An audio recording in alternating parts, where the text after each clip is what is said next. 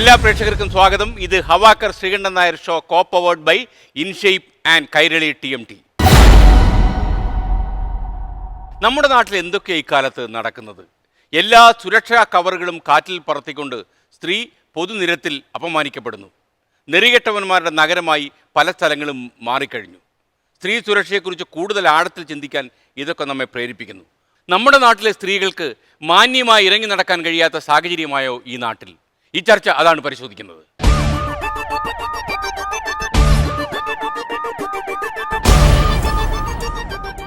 ഈ ചർച്ചയിൽ പങ്കെടുക്കുന്നവരിവരാണ് പെരുമ്പാവൂരിലെ ജിഷയുടെ അമ്മ രാജേശ്വരി, റേസിംഗ് അവർ വോയിസസ് ഫൗണ്ടേഷൻ പ്രതിനിധി സ്മിത നായിക്, പീഡനത്തിനിരയായി മരണമടഞ്ഞ ഷാരിയുടെ അച്ഛൻ സുരേന്ദ്രൻ, പ്രവാസി മലയാളി വീട്ടമ്മ Mary Thomas Paul, she taxi driver Mary George, മാധ്യമപ്രവർത്തക ഗീത ബക്ഷി, സ്ത്രീ സുരക്ഷാ സമിതി സംസ്ഥാന പ്രസിഡന്റ് ഡോക്ടർ വിൻസെന്റ് മാളിയേക്കൽ, സാമൂഹ്യ പ്രവർത്തക ധന്യ രാമൻ, റിട്ടയർഡ് വനിതാ CI PB Mollykutty, senior esthetician VM Jomol, Bhavan school നൃത്താധ്യാപിക കലാമണ്ഡലം ബീന, അഭിഭാഷകൻ കല്ലൂർ കൈലാസ്നാഥ്, വീട്ടമ്മയായ Vijayalakshmi, people's legal welfare forum vice president Radhika Rajendran.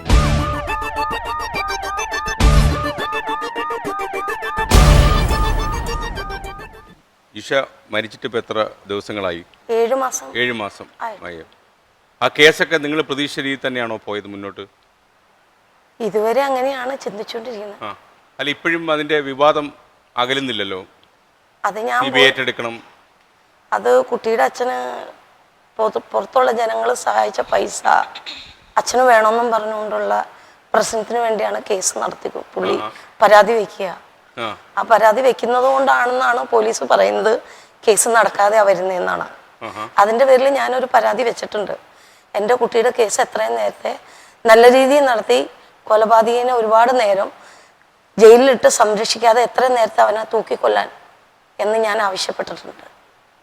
അല്ല, ഇപ്പോഴും പുറത്ത് നടക്കുന്ന സംസാരങ്ങൾ അത് അന്വേഷണത്തിന്റെ ഭാഗമൊന്നുമല്ല. ആൾക്കാർ ഈ അന്വേഷണത്തെക്കുറിച്ച് കൂടുതൽ വിശദാംശങ്ങൾ അറിയാത്ത പല ആൾക്കാരും അഭിപ്രായ പ്രകടനങ്ങൾ നടത്തുകയാണ്. എന്നിൽ പോലും ഞാൻ ചോദിക്കുക, അവരുടെയൊക്കെ ഒരു സമാധാനത്തിന് വേണ്ടി, ഈ കേസിൽ വേറെ ആളുകൾ ഉൾപ്പെട്ടിട്ടുണ്ട് എന്ന് സംശയമുണ്ടോ അമ്മയ്ക്ക്? പുറത്ത് ഉൾപ്പെട്ടിരുന്നു പറഞ്ഞാൽ എൻ്റെ ഭർത്താവായിട്ട് മുഖേന ഉണ്ടാക്കിയേക്കുന്നതാണ്. ഞാനായിട്ട് പറഞ്ഞിട്ടൊന്നും ബന്ധമില്ല. അല്ല, ഇപ്പൊ അതേ ഒരു CBI അന്വേഷണം തന്നെ ആവശ്യപ്പെട്ടിരിക്കുക. കാരണം ഒരാളിൽ മാത്രം ഈ അന്വേഷണം ഒതുക്കി എന്നൊക്കെ പറഞ്ഞിട്ട്. അതൊന്നും ചോദിച്ചാൽ എനിക്ക് അറിയില്ല. ഞാൻ അമ്മയെന്നുള്ള നിലയിൽ ഇനി ആരെങ്കിലും സംശയം ഉണ്ടോ എന്ന് ചോദിക്കാം. അത് പറഞ്ഞ അങ്ങനെ സംശയം പറയാൻ പറ്റില്ല. കാരണം പറഞ്ഞാൽ കുട്ടിയുടെ കുട്ടി അവന്റെ കൈയെ പിടിച്ച് കടിച്ചിട്ടുണ്ട്. പിന്നെ കുട്ടിയുടെ പുറത്ത് പിടിച്ച് അവൻ കടിച്ച പല്ലിന്റെ അടയാളം, DNA തെളിവ്, അങ്ങനെ പിന്നെ വീടിന്റെ കുറ്റി തുറന്നപ്പോൾ അവന്റെ വിരലിന്ന് കുറ്റിയിലെ ബ്ലഡ് വാതിലുമേലായത് ചെരുപ്പയില്, അങ്ങനെ DNA തെളിവുകളെല്ലാം അവൻ്റെതായിട്ട് തന്നെയാണ് പറഞ്ഞിരിക്കുന്നത്.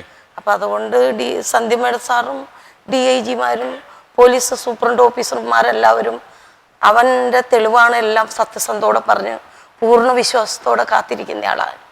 അവന് ഒരു ദിവസം ഇത്രയും നേരത്തെ അവന് തൂക്കിക്കൊല്ലണമെന്ന് ആഗ്രഹിച്ചിരിക്കുന്ന അമ്മയാണ്. അമ്മയ്ക്ക് തോന്നുന്നുണ്ടോ നമ്മുടെ പലപ്പോഴും ഇങ്ങനെയുള്ള കേസുകളിൽ അകപ്പെടുന്ന പ്രതികൾക്ക് അർഹമായ ശിക്ഷ കിട്ടാത്തത് കൊണ്ടാണ് പിന്നെയും ഈ സംഭവങ്ങൾ ആവർത്തിക്കപ്പെടുന്നത്? ഉറപ്പായിട്ടും. ഇപ്പോൾ ഏറ്റവും അവസാനം ബാംഗ്ലൂരിലൊരു പെൺകുട്ടി പുതുവത്സര ആഘോഷമൊക്കെ കഴിഞ്ഞ് പോകുമ്പോൾ ആ കുട്ടിയെ കയറി പിടിക്കാൻ 2 പേർ ധൈര്യം കാണിച്ചു. അപ്പോൾ അതുപോലെ നമ്മുടെ നാട്ടിൽ തന്നെ ആലപ്പുഴയും ചില നിലമ്പൂരിലും ഒക്കെ ഇങ്ങനെയുള്ള ചില പരാതികൾ ഉയരുന്നുണ്ട്. ഇതൊന്നും ആരോപണങ്ങൾ മാത്രമല്ല, ഇതൊക്കെ സംഭവിച്ചിട്ടുള്ള കാര്യങ്ങളാണ്. പിന്നെ ഗോവിന്ദസ്വാമി ആണെന്നുണ്ടെങ്കിൽ അദ്ദേഹം വധശിക്ഷയിൽ നിന്ന് ഊരി അദ്ദേഹം ഇപ്പോൾ അപ്പീലും കാത്ത് കഴിയുകയാണ്. അതിൽ എന്താന്ന് വെച്ച് കഴിഞ്ഞാൽ നമ്മൾക്ക് വിദ്യാഭ്യാസം ഉള്ളവരും വിദ്യാഭ്യാസം ഇല്ലാത്തവരും സാധാരണക്കാരും ഇതിൻ്റെ ഇടയിലുണ്ട്. ഒരു കേസ് നടക്കുമ്പോൾ കോടതിക്കകത്ത് അത് മലയാളം സംസാരിക്കണം. പുറത്തുനിന്നുള്ളവരും ഉണ്ടാകും, വിദ്യാഭ്യാസം ഉള്ളവരും വിദ്യാഭ്യാസം കുറഞ്ഞുള്ളവരും പുറത്തുനിന്ന് കേൾക്കാനുള്ള ആളുകളും വരെയും കോടതിക്ക് പരിസരത്തുണ്ടാവും. ഞങ്ങൾക്കൊക്കെ വിദ്യാഭ്യാസം കുറവുള്ളവരാ. ഇംഗ്ലീഷ് അറിയാവുന്നവന് ഇംഗ്ലീഷ് സംസാരിക്കാം, ഇംഗ്ലീഷ് അറിയാൻ പാടില്ലാത്തവര് വിദ്യാഭ്യാസം അറിയാൻ പാടില്ലാത്തവര്. കോടതിക്കകത്ത് സൗമ്യക്കും അമ്മയ്ക്കും പറ്റിയേക്കണ ഇതാണോ എന്ന് എനിക്കറിയില്ല, എൻ്റെ ഒരു വിശ്വാസം പറയാണ്. കോടതിക്കകത്ത് കാലത്ത് തന്നെ വിളിച്ച് യാത്രയൊക്കെ കൊണ്ടുപോയി ചെന്നു, കോടതിക്കകത്തിരുന്നു.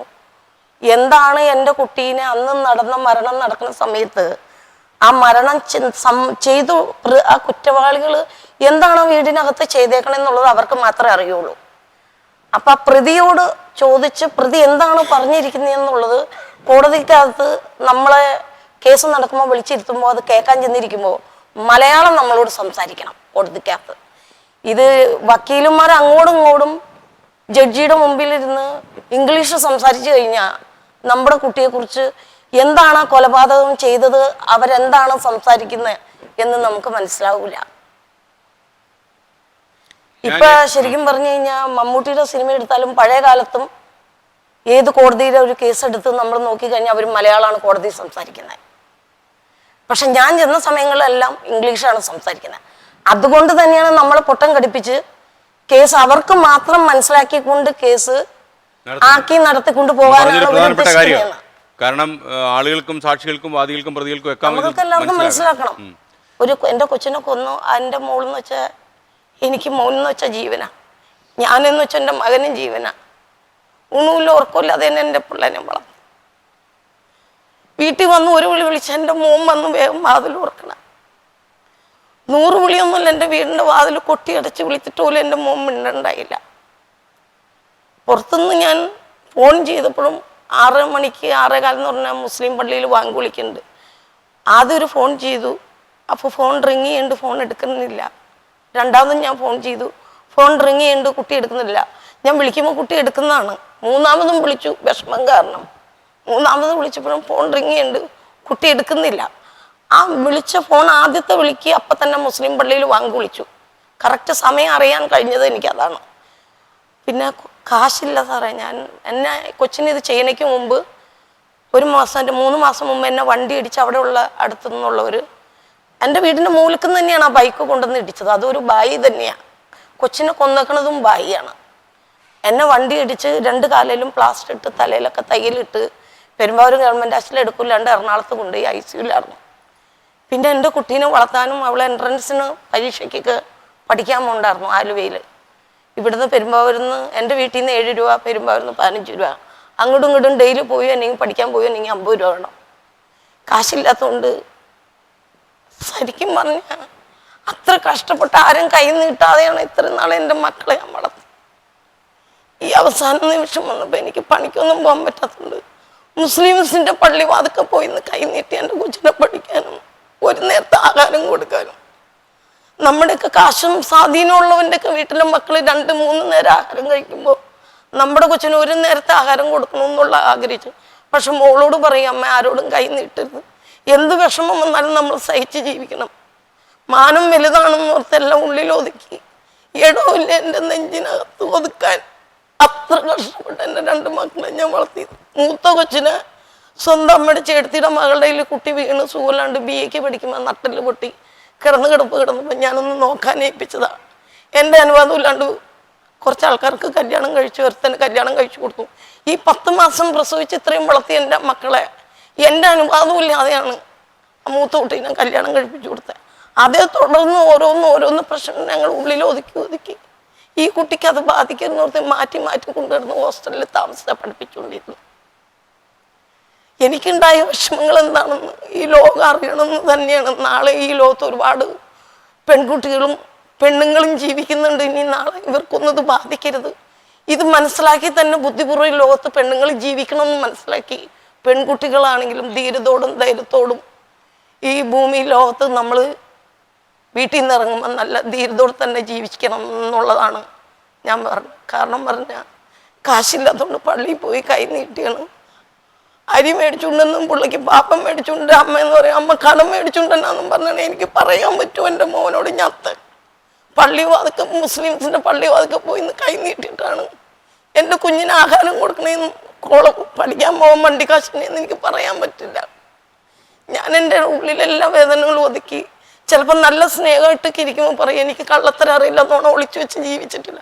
എൻ്റെ മക്കളെ ഭർത്താവിനെ മറച്ചു പിടിച്ച് ഇന്ന് വരെ ഞാൻ ഒരു തെറ്റും ചെയ്ത് ജീവിച്ചിട്ടില്ല. സത്യസന്ധോടുകൂടി എന്ന് ഈ നിമിഷം വരെ ഞാൻ ജീവിച്ചിട്ടുള്ളൂ. എൻ്റെ മാനത്തിന് വേണ്ടി എൻ്റെ ഭർത്താവ് വില പറഞ്ഞു.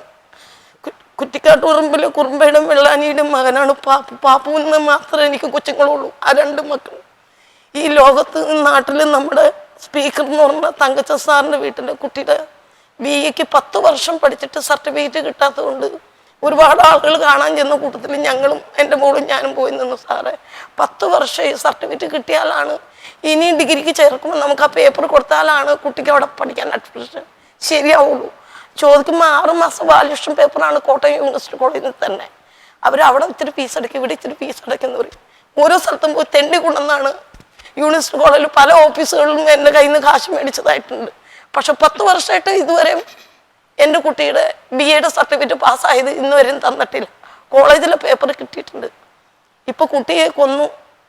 ഇത്രയും ദിവസം കൊച്ച് പറയണെന്താണെന്ന് വെച്ച് കഴിഞ്ഞാൽ ഫസ്റ്റ് ഇയർ LLBക്ക് പഠിക്കാൻ പോയി, വലിയ കുഴപ്പമുണ്ടായില്ല അമ്മച്ചെന്ന് പറഞ്ഞു. സെക്കൻഡ് ഇയർ ആയപ്പോൾ എന്നും വരുമ്പോൾ അവിടുന്ന് എറണാകുളം ബസ്സിന് യാത്ര ചെയ്ത് പോയി കഴിയുമ്പോൾ തിരിച്ച് തന്നെ കുട്ടി താമസിക്കാതെ ആ ബസ്സിന് തന്നെ വീട്ടിലേക്ക് തിരിച്ചു വരികയാണ്. ബസ്സുകാർ ചോദിച്ചു, ജിഷ മോൾ എങ്ങോട്ടാണ് എന്നും പോയി വരണേന്ന് ചോദിച്ചപ്പോൾ പറഞ്ഞു, ഞാൻ എറണാകുളം ലോ കോളേജിൽ പഠിക്കണതാണ്, പഠിത്തമില്ല എന്ന് പറഞ്ഞു. 1 കൊല്ലത്തോളം മാക്സിമം കുട്ടിക്ക് ശരിക്കും പഠിത്തം കിട്ടിയിട്ടില്ല. എന്താണ് അവിടെ നടക്കണേന്നും പുറത്തുനിന്ന് ആരാണ് ഇത് ചെയ്യണേന്നും ഒന്നും നമുക്കറിയില്ല. കൊച്ചു വീട്ടിൽ വരുമ്പോൾ പറയും പഠിത്തമില്ല അമ്മേ, അല്ലെങ്കിൽ ബാത്റൂം ഇല്ല, ബാത്റൂം കോളേജിനെ തല്ലി പൊട്ടിച്ചു, അല്ലെങ്കിൽ വേറെ എന്തെങ്കിലുമാണ്. ഒരു ദിവസം കൊച്ചു ക്ലാസ് ചെന്ന് കഴിഞ്ഞപ്പോൾ പഠിത്തമില്ല എന്ന് പറഞ്ഞ് ലോ കോളേജിലെ പിള്ളേരൊക്കെ പുറത്ത് മുറ്റത്ത് ഇറങ്ങിക്കാന്ന് പറഞ്ഞു. അത് കഴിഞ്ഞ് കുറച്ചു നേരം കഴിഞ്ഞപ്പോൾ പിള്ളേരെല്ലാം ക്ലാസ്സിനകത്ത് കയറി. കൊച്ചിൻ്റെ കുട അവിടെ താഴെ വെച്ചിരുന്നു. കുട എടുക്കാൻ മറന്നു. ക്ലാസ്സിൽ പഠിത്തമില്ല എന്ന് പറഞ്ഞാൽ എല്ലാവരും പോയി മുറ്റത്തേക്ക് ഇറങ്ങി. വീണ്ടും ഇറങ്ങി കഴിഞ്ഞ് കൊച്ചു പറഞ്ഞു വന്നാൽ ഞാൻ പോകാമെന്ന് പറഞ്ഞ് കൂട്ടുകാരോട് പറഞ്ഞ് കൊച്ച് കല്ലൂരിൽ നിന്ന് ബസ് കയറി. കല്ലൂരിൽ ചെന്നെത്തിയപ്പോഴാണ് കൊച്ചു പറഞ്ഞത് എൻ്റെ കുട എടുക്കാൻ മറന്നു പോയില്ലോ എന്ന് പറഞ്ഞ് തിരിച്ച് കൊച്ചു കുട എടുക്കാനായിട്ട് കോളേജിലേക്ക് ചെന്നു. കോളേജിൽ ചെന്ന സമയത്ത് അവിടെ ക്ലാസ് നടക്കുകയാണ്. പഠിത്തം ഇല്ലയെന്നും പറഞ്ഞ് എല്ലാ പിള്ളേരും പോവുകയെന്നും പറഞ്ഞ് ഇറങ്ങിയ പിള്ളേരാണ്.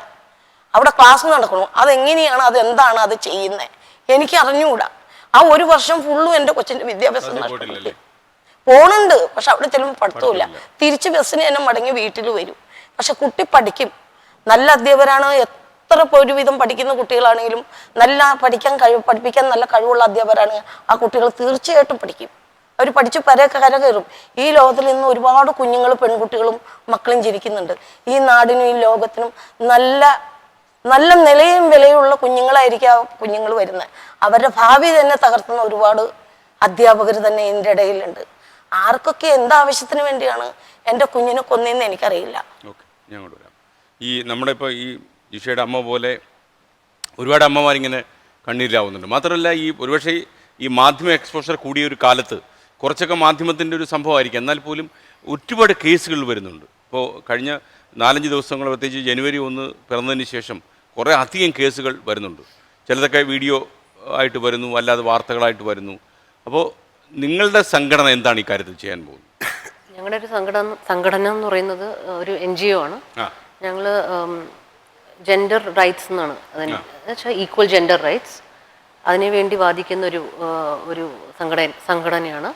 അതുകൂടാതെ ഞങ്ങൾ കൂടുതൽ അവയർനെസ് കൊടുത്തു. ഇങ്ങനത്തെ സിറ്റുവേഷൻസ് വരുമ്പോൾ അല്ലെങ്കിൽ ഇങ്ങനത്തെ അവസരങ്ങൾ വരുമ്പോൾ നമ്മൾ കൂടുതൽ ആൾക്കാർ ഇതിനെപ്പറ്റി അറിയണമെന്നും അതിനെ എങ്ങനെ ഡീൽ ചെയ്യണം എന്നുള്ളതും അതിലോട്ട് വർക്ക് ചെയ്യുന്നൊരു ഓർഗനൈസേഷനാണ്. അതല്ലാതെ നമ്മൾ വിക്ടിംസ്, ഇപ്പം റേപ്പ് ആവാം, ഡൊമസ്റ്റിക് അബ്യൂസ് ആവാം, ചൈൽഡ് മൊളസ്റ്റേഷൻ ആവാം, അങ്ങനെ പല കാര്യങ്ങളിലും നമ്മൾ അവർക്ക് സപ്പോർട്ട്, അതെങ്ങനെ അത് മറികടക്കണം. ഇപ്പോൾ ഈ ഇവൻ്റ് എന്ന് പറയുന്നത് ഒരു കാര്യം മാത്രമല്ല, ഒരു ദിവസത്തെ കാര്യം മാത്രമല്ല, അത് ഒരു ലൈഫ് ടൈമിൽ അനുഭവിക്കുന്ന ഒരു ഇതാണ്. അവർ മാത്രമല്ല, അവരുടെ അംഗങ്ങളായാലും അവരുടെ സൊസൈറ്റിയിലുള്ള ബാക്കിയുള്ളവരായാലും അവരൊക്കെ അപ്പോൾ ഇതെല്ലാവരും ബാധിക്കുന്ന ഒരു കാര്യമാണ്. അപ്പോൾ അതെങ്ങനെ മറികടന്ന് എങ്ങനെ ഒരു നോർമൽ ലൈഫിലോട്ട് തിരിച്ചു വരണം എന്നുള്ള ഒരു സപ്പോർട്ട് കൂടി കൊടുക്കുന്ന അവരെ വഴി കാണിച്ചു കൊടുക്കുക എന്നുള്ളതാണ്, അല്ലെങ്കിൽ സപ്പോർട്ട് ചെയ്യുക എന്നുള്ളതാണ് അത് സംഘടന. ഞാൻ വരുന്നു. ഇതിപ്പോൾ നമ്മൾ യഥാർത്ഥത്തിൽ ഇതെല്ലാം കാണുന്നൊരു സ്ത്രീകളുടെ സുരക്ഷയ്ക്ക് ഭയങ്കര വെല്ലുവിളി നമ്മുടെ നാട്ടിലുണ്ടാകുന്നു എന്നുള്ളതാണ്. അപ്പം ഇന്ത്യയിലെ പല സംസ്ഥാനത്തും ഉണ്ടാകുന്നു, കേരളത്തിലും ഉണ്ടാകുന്നു. മാത്രമല്ല ടൂറിസം പ്രോത്സാഹിപ്പിക്കുന്ന ഒരു രാജ്യത്ത് നമ്മുടെ ടൂറിസ്റ്റുകൾക്ക് ഇപ്പോൾ ആലപ്പുഴ തന്നെ ഒരു സംഭവം ഉണ്ടായിരിക്കുന്നു, വിദേശ ടൂറിസ്റ്റുകൾക്ക് ഇറങ്ങി നടക്കാൻ പറ്റാത്ത അവസ്ഥ. അപ്പോൾ ഇത് ഒരു പക്ഷേ നമ്മുടെ മാധ്യമ എക്സ്പോഷറാണെന്ന് ആൾക്കാർ പറയുമെങ്കിലും ഇതിനകത്ത് കുറച്ച് യാഥാർത്ഥ്യമുണ്ട്. ഗീത ഒരു മാധ്യമ പ്രവർത്തനം എന്നുള്ള ഈ വിഷുവിനെ എങ്ങനെ കാണുന്നത്? മാധ്യമ എക്സ്പോഷർ സത്യത്തിൽ കുറവല്ലേ എന്നാണ് എനിക്ക് സംശയം. കാരണം പലപ്പോഴും നമുക്കിപ്പോൾ ഒരു ബ്യൂറോ ഇരിക്കുമ്പോൾ റിപ്പോർട്ട് ആദ്യം വരും. നമ്മൾ കഷ്ടപ്പെട്ട് എഴുതി കഴിയുമ്പോൾ പലയിടത്തുനിന്ന് ഫോഴ്സ് വരികയാണ് ആ വാർത്ത കൊടുക്കണ്ട കേട്ടോ, കുട്ടിയുടെ ഭാവി നോക്കണ്ടേ എന്ന് പറഞ്ഞ് നമ്മളൊരു ഈ വാർത്ത കൊടുക്കേണ്ടതല്ലേ. കുട്ടിയുടെ വീട്ടുകാർ മുഴുവൻ വന്നിട്ട് പല വാർത്തകളും യഥാർത്ഥത്തിൽ നമ്മൾ വരുന്നില്ല. പിന്നെ വരാൻ ധൈര്യമുള്ള കുറച്ച് വാർത്തകൾ മാത്രമാണ് വരുന്നത്. അതുകൊണ്ട് മാധ്യമ എക്സ്പോഷർ എന്ന് പറയുന്നതിനോട് എനിക്ക് യോജിപ്പില്ല. രണ്ടാമത്തെ കാര്യം, എന്തെല്ലാം അധികാര സ്ഥാപനങ്ങളെന്ന് പറഞ്ഞാലും ഒരു 21 വർഷത്തെ പ്രവൃത്തി പരിചയം വെച്ചിട്ട് ഞാൻ പറയാണ്, നല്ല സെൻസിറ്റീവായിട്ടും ഇച്ഛാദാർഢ്യമുള്ളതുമായ പോലീസ് സത്യത്തിലുണ്ടെങ്കിൽ ഇത് പലതും കുറയുന്നതേ ഉള്ളൂ. ഇപ്പോൾ ഓരോ ഇവരുടെ തന്നെ കേസുകൾ നോക്കും. ഇപ്പോൾ ജിഷയുടെ കേസ് എനിക്കറിയില്ല പ്രത്യേകിച്ച് എന്തതിനകത്ത് ചെയ്യാമായിരുന്നെന്ന്. പക്ഷെ നമ്മളിവിടെ ഏറ്റവും നമ്മളെ നടുക്കിയ ആദ്യത്തെ ഇത്തരം സംഭവം സൂര്യനെല്ലിയാണ്. സൂര്യനെല്ലി കേസിൽ പോലും അന്ന് മുതൽ നമ്മൾ പറയുന്നതാണ്, വഴിതെറ്റി പോകുന്ന ഒരു കുട്ടി ഒരു ബസ് സ്റ്റാൻഡിൽ വന്ന് നിന്നാൽ ആ കുട്ടിക്ക് എവിടെയാണ് ഒരു രക്ഷ എന്നൊരു സംവിധാനം എങ്ങും ഇല്ല എന്ന്. പക്ഷെ കോട്ടയം ഇപ്പോൾ ദൈവം അനുസരിച്ചിട്ട് മാറിയിട്ടുണ്ട്. കോട്ടയത്ത് ഞാനിപ്പോൾ ഇപ്പോൾ നമ്മൾ എഴുതിയതാണിപ്പോൾ അത്. കോട്ടയത്ത് വളരെ ഭംഗിയായിട്ട് മഫ്തി പോലീസ് എല്ലായിടത്തും പോലീസ് ഉള്ളതുകൊണ്ട് എനിക്ക് തോന്നുന്നില്ല കോട്ടയത്ത് ഇപ്പോൾ എങ്കിലും ഇങ്ങനൊരു സംഭവം നടക്കുമെന്ന്.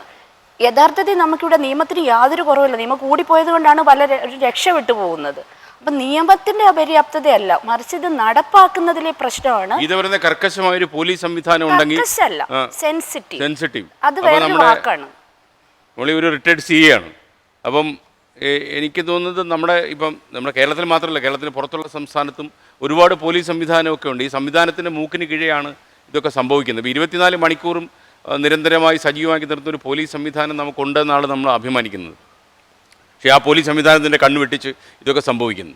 അതായത് നമ്മുടെ സ്ത്രീകൾക്ക് റോഡിൽ സ്വതന്ത്രമായി ഇറങ്ങി നടക്കാൻ പറ്റുന്നൊരു സാഹചര്യമില്ലെങ്കിൽ വിദേശ രാജ്യങ്ങളുടെ മുന്നിൽ പോലും ഒരു അന്തസ്സുകെട്ട രാജ്യമായി നമ്മുടെ നാട് മാറും.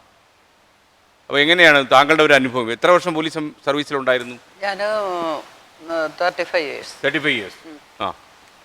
ഇപ്പോൾ സാറേ, ഇപ്പം നമ്മളൊരു കേസ്, ഒരു പ്രതിയെ പിടിച്ചു, കേസ് കൊടുത്തല്ലേ, FIR-ഉം എല്ലാം നമ്മൾ എല്ലാം ചെയ്ത് കഴിയുമ്പോഴാണ് മുകളിൽ നിന്നൊരു വിളി. വിളി വരുന്നുണ്ടോ? ഉണ്ട്. അത് അങ്ങനെ വേണ്ട, ഇങ്ങനെ ചെയ്യുക. നമ്മൾ അഥവാ ചെയ്തില്ലെങ്കിൽ നമുക്ക് സസ്പെൻഷൻ. ഞാൻ അങ്ങനെ അനുഭവിച്ച ഒരു വ്യക്തിയാണ്. സസ്പെൻഷൻ കിട്ടിയോ? അങ്ങനെ എനിക്ക് കിട്ടി. എത്ര തവണ? ഒറ്റ പ്രാവശ്യം. അപ്പൊ ആ ആളെ പ്രതിസ്ഥാനത്ത് നിന്ന് മാറ്റാൻ പറഞ്ഞപ്പോൾ എനിക്ക് പറ്റൂല എന്ന് പറഞ്ഞു. ആ ഒരു കാരണം കൊണ്ട്. എത്ര കാലം പുറത്തു നിന്നു? ഞാൻ 3 മാസം നിന്നു. പ്രതി അകത്തായിരുന്നു? എന്തോ പ്രതി അകത്തായിരുന്നു. അപ്പം പിന്നെ ഞാനിത് ചെയ്യുമെന്ന് കണ്ടപ്പോ എന്നെ ആ കേസിൽ നിന്ന് മാറ്റി. അന്വേഷണ ചുമതലയിൽ നിന്ന് മാറ്റി. പിടിപ്പ് കേടുകൊണ്ട് ഇന്ന് പുറത്തു പറയും എന്ന് പറയും. പക്ഷെ അതെല്ലാവർക്കും മനസ്സിലായി. അപ്പൊ ഇങ്ങനെയുള്ള കാര്യങ്ങളാണ് പോലീസിലെ ഏറ്റവും ഒരു നീചമായൊരു ഇത് വരുന്നത്. നല്ലപോലെയൊക്കെ കേസ് അന്വേഷിച്ച് നമുക്ക് പൂർണ്ണ അധികാരം തന്നാല് എല്ലാം നല്ല കറക്റ്റായിട്ട് ചെയ്യാം, പ്രതികളെ അറസ്റ്റ് ചെയ്യാം, എല്ലാ കാര്യങ്ങളും ചെയ്യാം. ഈ പീഡനത്തിന്റെ സംഭവങ്ങൾ ഒരുപാട് കൂടുന്നു. പോലീസിന് ഒരുപാട് അധികാരങ്ങൾ കൊടുത്തിട്ടുണ്ട്. പ്രത്യേകിച്ച് നമ്മുടെ സംസ്ഥാന മുഖ്യമന്ത്രിയൊക്കെ പോലീസിന് ഒരുപാട് അധികാരം കൊടുത്തു എന്ന് പലപ്പോഴും പറയുന്നുണ്ട്.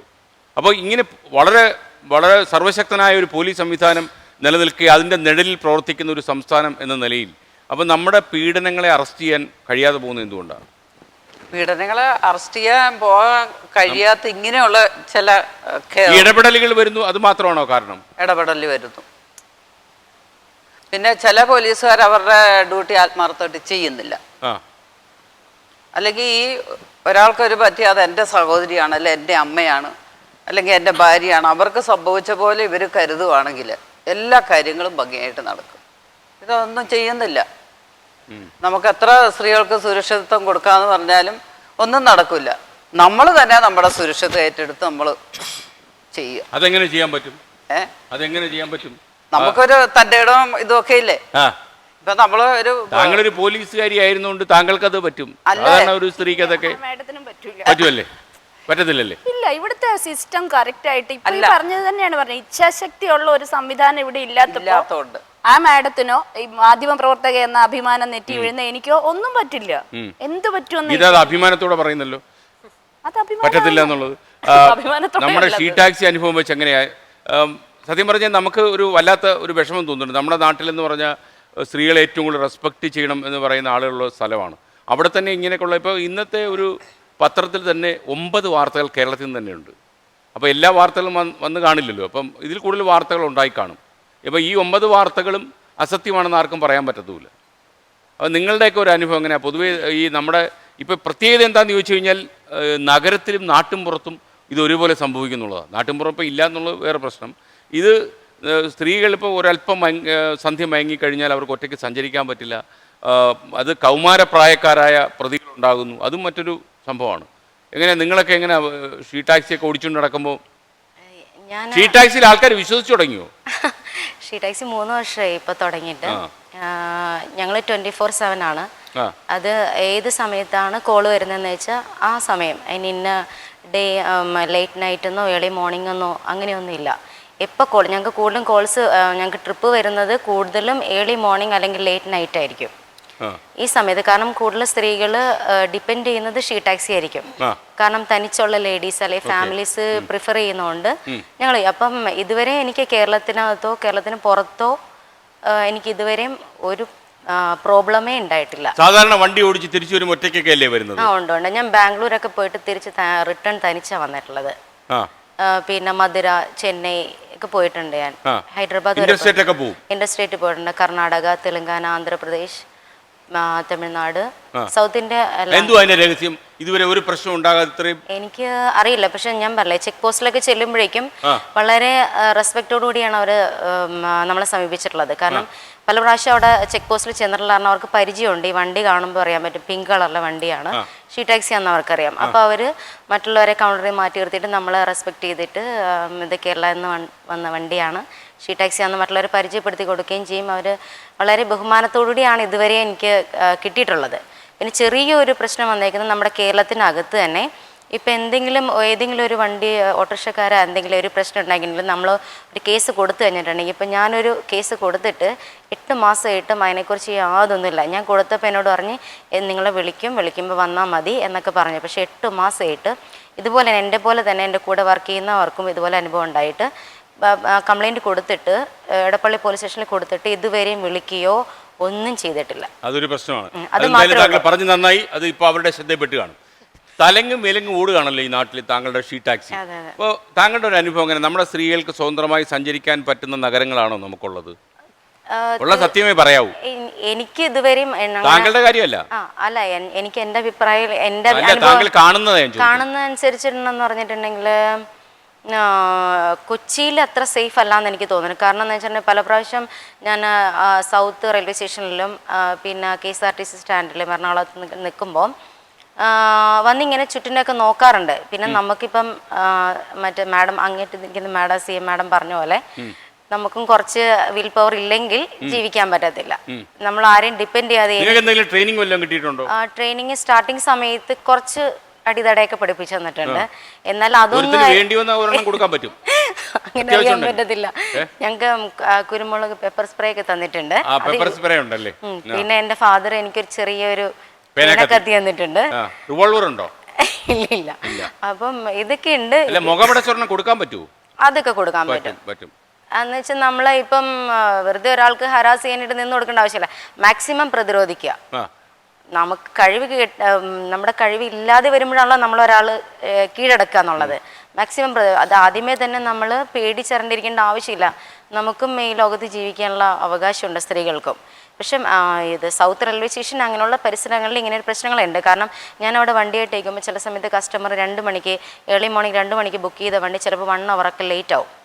അപ്പോൾ ഏകദേശം ഒരു 2 o'clock ആയിരിക്കും ഞാൻ അറിയണത് ട്രെയിൻ ലേറ്റ് ആണെന്നുള്ളത്. അപ്പോൾ ഈ വണ്ടി നമ്മൾ ഏതെങ്കിലും ഒരു സ്ഥലത്ത് ഇങ്ങനെ ഒതുക്കിയിട്ടിട്ട് അവിടെ കിടന്ന് ഉറങ്ങുമ്പോൾ ഒരു ദിവസം എനിക്ക് അങ്ങനെ അനുഭവം ഉണ്ടായി. എന്നിട്ട് പോലീസ് വന്നിട്ട് എന്നോട് പറഞ്ഞു ഇതിവിടെ സേഫ് അല്ല, അപ്പം ആൾക്കാരുള്ളടത്ത് പോയി വണ്ടി ഇടാൻ പറഞ്ഞു. ഞാൻ അതുപോലെ ചെയ്തു. പിന്നെ ഇപ്പോൾ പറഞ്ഞ പോലെ ചില സമയത്ത് എൻ്റെ ഫാദർ ഇപ്പോൾ 1-ാം തീയതി എനിക്ക് ട്രിപ്പ് വന്നായിരുന്നു. അപ്പോൾ എൻ്റെ പാരൻസ് പറഞ്ഞു മോളെ 1-ാം തീയതി നീ വണ്ടി എടുക്കണ്ട, കാരണം ഇപ്പോൾ എല്ലാവരും ഡ്രിങ്കൊക്കെ ചെയ്ത് അബോധാവസ്ഥയിലായിരിക്കും, അവരെങ്ങനെ പെരുമാറണേന്നറിയില്ല, അത് കാരണം മോളിൽ നിന്ന് പോകണ്ടെന്ന് പറഞ്ഞാൽ ഞാൻ പോയില്ല. നമ്മൾ കുറച്ച് കാര്യങ്ങൾ നമ്മൾ ശ്രദ്ധിക്കാനാണ്. ഈ മേരി നമ്മുടെ അമേരിക്കയിലെ കുറെ കാലം ജീവിച്ച ആളാണല്ലോ. എത്ര വർഷം ജീവിച്ചു അമേരിക്കയിൽ? 17 വർഷം ജീവിച്ചു. അവിടെ നല്ല ചെറുപ്പത്തിലല്ലേ അവിടെ പോയി താമസിച്ച്? നമ്മുടെ നാട്ടിലെ പ്രശ്നങ്ങളല്ലോ അവിടെ ഉണ്ടോ? അവിടെ ഞാൻ നേഴ്സായിട്ട് വർക്ക് ചെയ്തിരുന്നു. അപ്പം evening shift, night shift, morning shift ഒക്കെ ചെയ്യണം. 1 അവറൊക്കെ ഞാൻ ഡ്രൈവ് ചെയ്ത് പാതിരാക്കും 1 മണിക്കൊക്കെ വീട്ടിൽ വന്നിട്ടുണ്ട്. അതിന് ഇവിടെയാണ് ഞാനിപ്പോൾ വണ്ടി എടുത്ത് പോകുന്നത് വെച്ചാൽ ഇന്ന് ഇവിടെ വന്നത് ഒരാളെ കൂട്ടി വന്നപ്പോൾ തിരിച്ച് റിട്ടേൺ നൈറ്റ് ആണല്ലോ എന്നോർത്ത്. അവിടെ അങ്ങനെ ഒരു പേടിയില്ല. അല്ല ഇവിടെ പേടിക്കേണ്ട സാഹചര്യം ഇവിടെ ഉണ്ടോ എന്ന് പേടിക്കേണ്ട സാഹചര്യമുണ്ട്. വണ്ടി എന്തെങ്കിലും പ്രശ്നം പറ്റി എവിടെയെങ്കിലും ഒന്ന് വണ്ടി നിന്ന് പോയാൽ പിന്നെ സഹായിക്കാൻ വരുന്നവർ എന്നാ ചെയ്യണമെന്ന് നമുക്കിപ്പോൾ മനസ്സിലായില്ലേ. സഹായിക്കാൻ വരുന്നവർ അവർ ശിക്ഷകരാണ്. ഇവിടെ ഒരു പെണ്ണിന് ഒരാണ് രക്ഷകനായി മാറുന്ന ഒരു സ്വപ്നം മാത്രം എന്നും സാക്ഷാത്കരിക്കപ്പെടാത്തൊരു സ്വപ്നമായിട്ടാണ് കണ്ടിന്യൂ ചെയ്യുന്നത്. അവിടെയാണെങ്കിൽ നമുക്ക് എപ്പോൾ വേണമെങ്കിലും പോകാം വരാം. അതിന് ഒരു പെണ്ണാണോ ഓടിക്കുന്നത് അന്ന് അവളെ പിടിച്ചു നിർത്താം, അല്ലെങ്കിൽ ഒരു പെണ്ണാണോ നടന്നു പോകുന്നത്, ഇതൊന്നും ആരും കിള്ളി നോക്കാൻ വരത്തില്ല. മേരിയുടെ അഭിപ്രായത്തിൽ ഇപ്പൊ യഥാർത്ഥത്തിൽ നമ്മുടെ പുരുഷന്മാരാണല്ലോ ഇപ്പം ഈ സ്ത്രീകളെ കണ്ട ഈ പ്രശ്നങ്ങൾ ഉണ്ടാക്കുന്നത്. അതെ. എന്തുവാ നമ്മുടെ പുരുഷന്മാർ ഒരു സ്ത്രീ ആംഗിളിൽ ചോദിച്ചാൽ? അതായത് നമ്മുടെ നാട്ടിൽ അമ്മ പെങ്ങന്മാരൊക്കെ ഉള്ളവർ തന്നെയാണല്ലോ ഇവരൊക്കെ തന്നെ ഇങ്ങനെയുള്ള ഈ പ്രവർത്തനങ്ങളിലൊക്കെ പോകുന്ന ആൾക്കാർ. മാത്രമല്ല നമ്മുടെ നാട്ടിലാണെങ്കിൽ ഇഷ്ടംപോലെ നിയമങ്ങളുണ്ട്. ഇത്രയും കൂടുതൽ നിയമങ്ങൾ ലോകത്തെവിടെയെങ്കിലും ഉണ്ടോ? നമ്മുടെ ഭരണഘടന നിയമങ്ങളുടെ ഘോഷയാത്രയാ. പക്ഷെ ഒന്നും നടപ്പിലാക്കുന്നില്ലല്ലോ. ഇഷ്ടംപോലെ വകുപ്പുകൾ ഒത്തിരി ഉണ്ട്, ഒന്നും നടപ്പിലാക്കുന്നില്ല. അവിടെയാണെങ്കിൽ ഇപ്പൊ ഞാൻ പറഞ്ഞില്ല, ഇപ്പൊ നമ്മളിവിടെ ഉപയോഗിക്കുന്ന അണ്ടർവെയർ ഇട്ടിട്ടാണ് അവർ അവിടെ ബീച്ചിൽ അവിടുത്തെ പെണ്ണുങ്ങളൊക്കെ പോകുന്നത്. ഒരു മനുഷ്യൻ അവരെ സ്റ്റെയർ ചെയ്യാൻ പോലും നമുക്ക് പേടിയാവും. കാരണം ആ പേടി ഒരു പെണ്ണായ അപ്പൊ മലയാളികൾ ചെല്ലുമ്പോ തന്നെ പറഞ്ഞു കൊടുക്കുന്നത് നോക്കല്ലേ, തുറച്ച് നോക്കല്ലേ എന്ന് പറയും. ആദ്യം പറഞ്ഞു കൊടുക്കുന്ന ഒരു പാഠം പറഞ്ഞു കൊടുക്കും. കാരണം അവരിത് കാണുമ്പോൾ ആദ്യമായി കാണുന്ന എന്തോ സംഭവമായി. കാരണം ഇവിടെ ഇങ്ങനെയല്ല പഠിച്ചു തന്നിരിക്കുന്നത്. എന്തെങ്കിലും ഒരു വസ്ത്രം ഇച്ചിരി ഒന്ന് മാറിക്കിടുന്ന അപ്പം നോക്കിയിരിക്കുന്നവരല്ല അവര്. അപ്പം അവിടെ അങ്ങനെ സ്റ്റെയർ ചെയ്യാൻ പോലും പേടിക്കുന്നു. ഇവരിങ്ങനെ ബീച്ചിലൂടെ കിടക്കുക നടക്കുകയോ ഒക്കെ ചെയ്യുമ്പം ഒരാളും ഒരു ശല്യത്തിന് ചെയ്യുന്നില്ല, ഒന്ന് തുറിച്ചു നോക്കുന്നു പോലും ഇല്ല എങ്കിൽ അതിൻ്റെ പിറകിൽ പേടിയാണ് മനുഷ്യർക്ക്. ആ പേടി എന്തുകൊണ്ട് ഇവിടെ ആർക്കുമില്ല?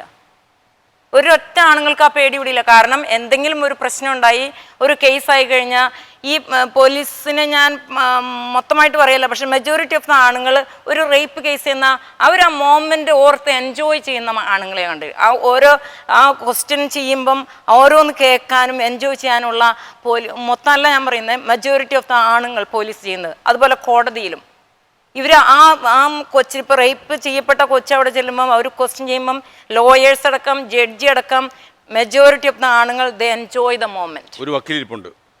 പറയും വക്കീല് കൈലാസനാഥ്. അല്ല ആ പറഞ്ഞത് മൈക്കോണ പറഞ്ഞത് അടിസ്ഥാനരഹിതമാണ്. കാരണം ഈ നമ്മൾ we should not generalise some bad incidents. ഞാൻ പറഞ്ഞു മൊത്തമല്ല, അതാണ് അത് പറയണം. ഇപ്പം ഞാൻ അഭിഭാഷകനാണ്. ഇതുപോലുള്ള ഒരുപാട് കേസുകൾ ഞാൻ ചെയ്തിട്ടുണ്ട്. ഇപ്പം ഈ പറയുന്ന പോലെ ഒരു പെൺകുട്ടി അവിടെ കയറി നിൽക്കുമ്പോൾ നമ്മുടെ നിയമം അനുശാസിക്കുന്ന വിധത്തിൽ അവർക്കൊരു കേസുണ്ട്, ഒരു പ്രോസിക്യൂഷൻ കേസുണ്ട്. അപ്പോൾ ആ കേസ് എന്താണ്? അപ്പം സ്വാഭാവികമായി നമ്മളെ അപ്രോച്ച് ചെയ്യുന്ന പ്രതിക്ക് ഒരു ഡിഫൻസ് ഉണ്ടാകും. അപ്പം ആ ഡിഫൻസിനനുസൃതമായിട്ട് നമ്മൾ കാര്യങ്ങൾ ചോദിച്ച് മനസ്സിലാക്കണം. അങ്ങനെ ചോദിച്ചേ പറ്റൂ. കാരണം അവിടെ ഇരിക്കുന്ന ജഡ്ജി, ഇപ്പം ഞാൻ ഡിഫൻസ് ലോയറാണ്, ഡിഫൻസിന് വേണ്ടിയിട്ട് അപ്പിയർ ചെയ്യുന്ന വക്കീലാണ്, അതുപോലെ പ്രോസിക്യൂഷന് വേണ്ടിയിട്ട് പ്രോസിക്യൂട്ടർ ഉണ്ടാവും. ഞങ്ങളാരും ഈ വിഷയം കണ്ടിട്ടില്ല, ഈ സംഭവം എന്താണെന്ന് ഞങ്ങൾക്ക് നേരിട്ട് അറിവില്ല. അപ്പോൾ ഈ അവൈലബിൾ എവിഡൻസ് വെച്ചിട്ട് കോടതിക്ക് ക്യാൻ റീച്ച് എ കൺക്ലൂഷൻ, എന്താണ് സംഭവിച്ചതെന്ന് എത്തിച്ചേരാൻ പറ്റും. അപ്പോൾ സ്വാഭാവികമായിട്ടും ഒരു ലോയറെ സംബന്ധിച്ചിടത്തോളം അല്ലെങ്കിൽ ഒരു ജഡ്ജിയെ സംബന്ധിച്ചിടത്തോളം ഒരു കുട്ടി വിക്ടിമൈസ് ചെയ്യപ്പെടുകയാണെങ്കിൽ അത് കൂട്ടിക്കയറി നിൽക്കുമ്പോൾ വിവരങ്ങൾ ചോദിച്ച് മനസ്സിലാക്കിയേ പറ്റൂ. പക്ഷേ അതാണ് ഞാൻ അങ്ങോട്ട് വരിക. മേഡം അങ്ങനെ ജനറലൈസ് പറയുന്നത് തെറ്റാണ്. കാരണം ഞങ്ങൾക്ക് കുടുംബമുണ്ട്. ഈ പറയുന്ന കുട്ടി പലപ്പോഴും ചില ചോദ്യങ്ങൾ ചോദിക്കുമ്പോൾ ഈ പഠിപ്പിച്ചൊക്കെ വിടുന്നതാണ് പല കേസുകളും. കാരണം അങ്ങനെ ജനറലൈസ് പറയാൻ പറ്റില്ല. പറഞ്ഞോളൂ. നമ്മൾ കേരളത്തിൽ കൊണ്ടാടപ്പെട്ട കേസുകൾ സൗമ്യ ഏറ്റവും അവസാനം ഇപ്പൊ വിധി വന്ന് നിൽക്കുന്നത് എന്തുകൊണ്ടാണ്? ചോദ്യം ചെയ്ത് അവസാനം പെൺകുട്ടി ബാലവേശിയായിരുന്നു എന്ന് വരെ കണ്ടെത്തുന്നിടം വരെ മാത്രം വിജയിക്കുന്നത്. മാഡം ഗീതാ ബക്ഷി മാഡം അങ്ങനെ ഒരു ഇത് ജനറലൈസ് ചെയ്തല്ല. ഒരു കേസ് പറ നിങ്ങൾ വൃത്തിയായിട്ട് തെളിയിച്ചിട്ട് അവർക്ക് ശിക്ഷ വാങ്ങിച്ചു കൊടുത്തിട്ടുള്ളത്. സൂര്യനെല്ലി വന്നു കഴിഞ്ഞപ്പോ എല്ലാം പോവാ. അവസാനം ഒരു പെൺകുട്ടിക്ക് ഒരു പീഡനം ഉണ്ടായാൽ ആ കുട്ടിയെ കോർട്ടിൽ കയറിയിട്ട് നിങ്ങളുടെ എവിടെ തൊട്ടു, നിങ്ങൾ എവിടെ പിടിച്ചു, അതാണ് മര്യാദ. അദ്ദേഹത്തിന്റെ ഭാഷയിൽ അദ്ദേഹം പറയുന്നത് എന്റെ ഭാഷ എന്റെ ഭാഷയല്ല, സാറിന് അനുഭവം. സാറ് ചോദിക്കല്ലേ ഒരു പെൺകുട്ടി കോർട്ടിൽ കയറി സാറ് ചോദിക്കല്ലേ കുട്ടിയുടെ എവിടെ തൊട്ടാ പീഡനം നടത്തിയെന്ന് ചോദിക്കല്ലേ? ആ കുട്ടി പറയൂ. ചേട്ടാ ഞാൻ പറഞ്ഞോട്ടെ. ചേട്ടൻ പറയുന്നത് ചേട്ടന്റെ ആ വികാരം ഞാൻ ഉൾക്കൊള്ളുന്നു. കാരണം ഒരു പെൺകുട്ടിയെ പോയി. സംബന്ധിച്ചിടത്തോളം പോട്ടെ, ഈ ഇരിക്കുന്ന കുഞ്ഞുങ്ങളെ നമ്മൾ നോക്കാം. ലോകത്തെല്ലാവരുടെയും കാര്യങ്ങൾ അത് നമ്മളും അത് ഉൾക്കൊള്ളുന്ന ഞാൻ ആളാണ്. ആരുടെ നേരെ നമുക്ക് കയറിയാലും അമ്മയുണ്ട്, അതുണ്ടാവില്ല. പെങ്ങളുണ്ട്. ഈ ഇരിക്കുന്ന കുഞ്ഞുങ്ങളെ നമ്മൾ നോക്കാം. ഞാൻ വാങ്ങ കഴിച്ചിട്ടില്ല, കൈലാസ് അതുകൊണ്ട് ഭാര്യയില്ല, വൈകാരികമായി പെങ്ങളുണ്ട്. സംസാരിക്കുന്നത് വിടൂ, വൈകാരികമായല്ല, ഞാൻ പറയൂ. യാഥാർത്ഥ്യങ്ങളാണ് ചോദിക്കുന്നത്. ആദ്യ ഒരു സെക്കൻഡ്, ജിഷയുടെ അമ്മ എന്തോ ചോദിക്കും. ഗൾഫ് രാജ്യത്ത് കൊല ചെയ്താൽ അവൻ അപ്പൊ കൊല്ലും, കളവ് നടത്തി അവന്റെ കൈ അപ്പൊ വെട്ടും. അവിടെ ഒരു പേടിക്കണ്ട, അവിടെ ഇതുപോലെ ഒരു നമ്മുടെ രാജ്യത്ത് മാത്രം എന്തുകൊണ്ട് ഇങ്ങനൊരു നടപടി വളരെ വിചിത്രമായിട്ട് തോന്നുന്ന ഒരു കാര്യം, ഇത്രയും വളരെ വിഭിന്നതയുള്ള വൈജാത്യമുള്ള നമ്മുടെ നാട്ടിൽ സംസാര ഭാഷ, അതുപോലെ തന്നെ വസ്ത്രധാരണ രീതി, ഓരോന്നിനും ഇത്രയും വൈജാത്യമുള്ള ലോകത്തൊരു രാജ്യവുമില്ല. ഈ രാജ്യത്തിൽ ഈ ഒറ്റപ്പെട്ട സംഭവങ്ങൾ എടുത്തു കാണിച്ചുകൊണ്ട് ഇവിടെ വലിയ പ്രശ്നങ്ങളാണ്, അതുപോലെ തന്നെ സ്ത്രീ സംരക്ഷിക്കപ്പെടേണ്ടവളാണ് എന്നൊരു മെസ്സേജ് കൊടുക്കുന്നത് ശരിയല്ല.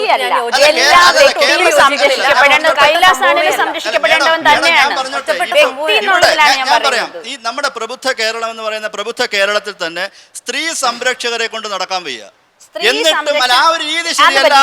ചർച്ചയും വരുമ്പോ നിങ്ങളുടെ സ്ഥിരം പരിപാടി ആംഗ്ലൈസ് ചെയ്യാം. ഞാൻ ചോദിച്ച ചോദ്യം ഇത്രേ ഉള്ളൂ.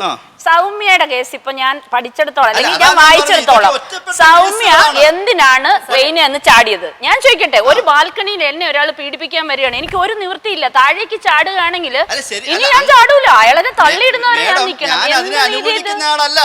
അനുകൂലിക്കല്ല, നിങ്ങളുടെ പേഴ്സണൽ സംഭവം എന്റെ പേഴ്സണൽ സംഭവം അല്ല. അപ്പോ ഈ കേസ് അന്വേഷിക്കുന്ന പോലീസ് ഉദ്യോഗസ്ഥന് സഹിതം അറിയാമേ ഇതെങ്ങനെയാ പോകുന്നത്. ഇപ്പൊ ജിഷയുടെ അമ്മയ്ക്കോ ശാരിയുടെ അച്ഛനോ ഈ പറയുന്നത് ഞങ്ങൾക്ക് ആർക്കുമോ, ഞാൻ മാധ്യമ പ്രവർത്തകയാണ്, ഞാൻ അന്വേഷിക്കുമ്പോ തന്നെ എന്തുകൊണ്ട് ഇരയുടെ ഭാഗത്ത്, ഇര എന്നുള്ള വാക്ക് എനിക്ക് ഇഷ്ടമല്ല എങ്കിൽ പോലും ഈ അനുഭവിച്ച കുട്ടിയുടെ ഭാഗത്ത് നിന്ന് ഈ കേസ് തയ്യാറാക്കി, ഇത് ഇപ്പൊ മാഡം തന്നെ പറഞ്ഞു FIR വൃത്തിക്ക് ചെയ്തിട്ടുണ്ട്, മേളിൽ നിന്ന് വിളി വരുമെന്ന്. അമേരിക്കയിൽ ഒരു മേളിൽ നിന്നും വിളി വരില്ല, പണി കിട്ടും. അമേരിക്കയും ഭാരതമായിട്ട് അമേരിക്കയുടെ കാര്യം വിടും, നമ്മുടെ ആർഷ ഭാരതത്തിൽ ആരിടപെടും? ഈ ഒറ്റപ്പെട്ട സംഭവങ്ങൾ എടുത്തു കാണിച്ച് ഇവിടെ അല്ല മേഡത്തിന് ശ്രദ്ധയിൽപ്പെട്ടോന്ന് എനിക്കറിയില്ല. എനിക്ക് വളരെ വിചിത്രവും ദുഃഖകരമായിട്ട് തോന്നിയ ഒരു സംഭവം ഞാൻ പറയാം. ഈ സോഷ്യൽ മീഡിയാസിലൂടെ വാട്സപ്പിലൊക്കെ എനിക്കും വന്നു, ഭാരതത്തിന്റെ ഭൂപടം കാണിച്ചിട്ട് കരയുന്ന ഒരു സ്ത്രീയുടെ ചിത്രം. ഇത് കണ്ടു കഴിഞ്ഞാൽ കുറച്ച് സമയമുള്ളൂ വാട്സപ്പിൽ പ്രചരിക്കുന്ന അന്യായ ചിത്രങ്ങളെ ലീഗലിയാണ് ചോദിക്കുന്നത്. എന്തുകൊണ്ടാണ് സൂര്യനെല്ലി കേസിൽ എന്തുകൊണ്ടാണ് താഴെ കോടതി എല്ലാരെയും വിധിച്ചിട്ട് അവസാനം വന്നപ്പോ ഹൈക്കോടതി ഇന്ന് വെറുതെ വിട്ടു പലരെയും? എന്തുകൊണ്ട് നിങ്ങൾക്ക് എവിഡൻസ് കിട്ടുന്നില്ല? നിങ്ങൾക്ക് പോലീസ് എവിഡൻസ് കിട്ടില്ല. ആ കുട്ടി പൈസ പറഞ്ഞിട്ടാണെന്ന് വരെ പ്രചരിപ്പിച്ച ആൾക്കാരുണ്ട്. പെൺകുട്ടിയുടെ എവിഡൻസ് ഒരിക്കലും വെളിയിൽ എന്തുകൊണ്ട് വരുന്നില്ല? ഒരുപാട് കേസുകൾ കൊടുക്കണ്ടെങ്കിൽ ഈ കേസുകൾ ഒന്നും തെളിയിക്കാത്ത കാരണം അധികവും കോടതിക്കകത്ത് ഇംഗ്ലീഷാണ് സംസാരിക്കുന്നത്. എനിക്ക് അനുഭവം ഉണ്ടായ കാര്യം വെച്ച് നോക്കുകയാണെങ്കിൽ അതാ നടക്കുന്നത്. ഈ കേസ് ഒരു പ്രതിക്ക് ഒരു കുട്ടിയെ കൊന്നു കഴിഞ്ഞു കഴിഞ്ഞാൽ ആ കുട്ടിക്ക് അത് എന്താണ്, എങ്ങനെയാണ് ആ കുട്ടിയെ കൊന്നേ,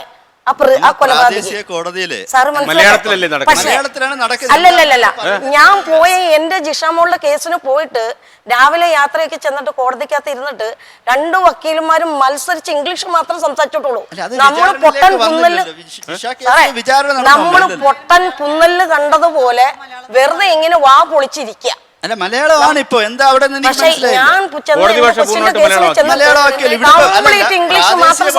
വിചാരണ നടക്കുന്ന മലയാളത്താണ്. ക്രോസ് ചെയ്യാൻ ശരിക്കും സാറേ ഈ കേസുകൾ മുഴുവനും കൊല ചെയ്തിട്ട് ഇങ്ങനെ ചെയ്ത് തീർത്തിട്ട് ഇങ്ങനെയാണ് കേസ് നടത്തുന്നത്.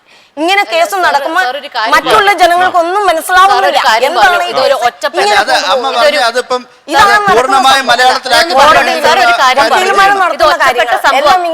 സംഭവം എന്ന് പറഞ്ഞു.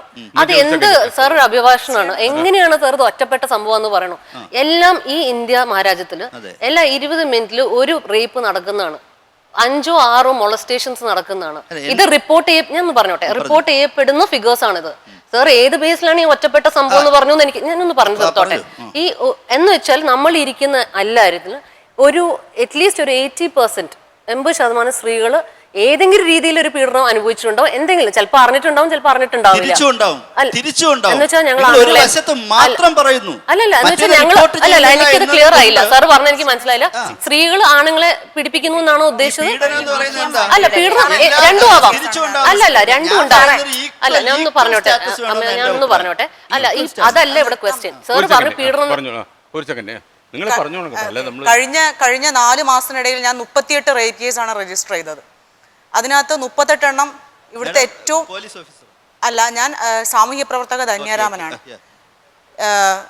ഈ 38 കേസിൽ 17 പേര് 15 വയസ്സിൽ താഴെയുള്ള കുട്ടികളാണ്. ഈ കുട്ടികൾ ദളിതാദിവാസി മേഖലയിൽ നിന്നുള്ളവരാണ്. ഈ ജിഷയെ പോലെ പുറംപോക്കിലിരിക്കുന്ന ഒരു കുട്ടിക്ക് ഈ മരണത്തിന്റെ അവസാന നിമിഷം ഒരു കൊലവിളി വിളിച്ചു കഴിഞ്ഞാൽ അവളോട് എങ്ങനെ പെരുമാറണം എന്നുള്ളത് അവളുടെ അയൽവാസികൾക്കറിയാം. പ്രബുദ്ധ കേരളം അല്ലെങ്കിൽ ആർഷഭാരത സംസ്കാരം എന്നൊന്നും ഞങ്ങളോട് പറഞ്ഞാൽ ഞങ്ങൾ അംഗീകരിക്കില്ല. ഈ ആരോഗ്യ കേരളം എന്ന് പറയുമ്പോൾ ഞങ്ങളുടെ ആയിരക്കണക്കിന് കുഞ്ഞുങ്ങൾ ആഹാരമില്ലാതെ മരിച്ചു വീണ ആരോഗ്യ കേരളമാണ്. ഞങ്ങളുടെ പെൺകുട്ടികളെ റേപ്പ് ചെയ്തത് നടന്നു പോകുന്ന വഴിയല്ല. ഞങ്ങളുടെ പെൺകുട്ടികളെ റേപ്പ് ചെയ്യുന്നത് വീട്ടിൽ കയറി വന്നാണ്. അതെല്ലാം കൂട്ടബലാത്സംഗങ്ങളാണ്.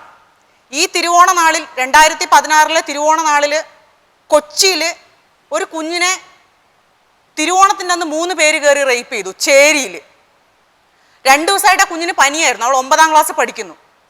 അവളുടെ അമ്മ തലേന്ന് ആശുപത്രി കൊണ്ടുപോയി. തിരുവോണത്തിൻ്റെ അന്ന് കുറയാത്തതുകൊണ്ട് വീണ്ടും ഹോസ്പിറ്റലിൽ കൊണ്ടുപോയി അവളെ കൊണ്ടുവന്ന് കിടത്തി. ഭക്ഷണമില്ല ആ വീട്ടിൽ. ജോലി ചെയ്യുന്ന വീട്ടിൽ ഭക്ഷണം എടുക്കാൻ പോയ സമയത്താണ് 3 പേര് അകത്ത് കയറി ഈ കുട്ടിയെ റേപ്പ് ചെയ്യുന്നത്. അപ്പം ആ ചേരിയിലെ കുഞ്ഞിനെ അവരെന്തുമാത്രം നിരീക്ഷിച്ചിരിക്കണം എന്നുള്ളതാണ് സത്യമാണ്. ആ നിരീക്ഷണം. മാഡം, പ്രതികരണ ശേഷി നഷ്ടപ്പെടുന്നു എന്നുള്ള ഒരു ഒരു കാര്യമാണ്. സത്യമാണ്. എനിക്കിപ്പം ഞാൻ ഈ ഒരു പ്രശ്നത്തിന്റെ സൊല്യൂഷനെ കുറിച്ചാണ് ചിന്തിക്കുന്നത്. ഞാൻ പറഞ്ഞത് അല്ലല്ല എനിക്ക് ഇപ്പോഴും മനസ്സിലാകത്ത്. ഇപ്പം മാഡം ഒക്കെ ഇരിക്കുന്നുള്ളൂ. എനിക്ക് വിചിത്രമായിട്ട് തോന്നുന്നത് ഒരർത്ഥത്തിൽ ഇപ്പം നോർമലായിട്ടുള്ള ഒരാള് ഇപ്പം നമുക്കൊരിക്കലും അങ്ങനെ ചിന്തിക്കാനോ ഓർക്കാനോ പോലും കഴിയില്ല. ഞാൻ പറഞ്ഞോട്ടെ. അപ്പൊ അതുകൊണ്ട് അല്ല, ഇവിടുത്തെ ആ ഒരു സോഷ്യൽ ആക്ടിവിസ്റ്റുകൾ അല്ലെങ്കിൽ ആ സാമൂഹ്യ ശാസ്ത്രജ്ഞന്മാര് മനഃശാസ്ത്രവും കൂടെ കലർത്തിയിട്ട് ഈ വിഷയത്തെക്കുറിച്ച് ഈ വിക്ടിമൈസ് ചെയ്യപ്പെടുന്ന കുട്ടിയെ മാത്രമല്ല ഈ അക്യൂസ്ഡ് ആയിട്ട് വരുന്നവരെ ഉൾപ്പെടെ ഇവരെ പഠിക്കണം. എൻ്റെ ഒരു സജഷനാണ് അത്.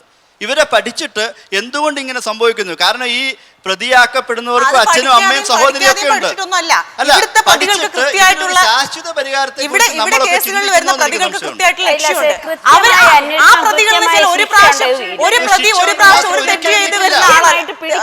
അയാൾ വീണ്ടും വീണ്ടും ആവർത്തിക്കപ്പെട്ട് തെറ്റിലേക്ക് വരുന്ന ഒരാളാണ്.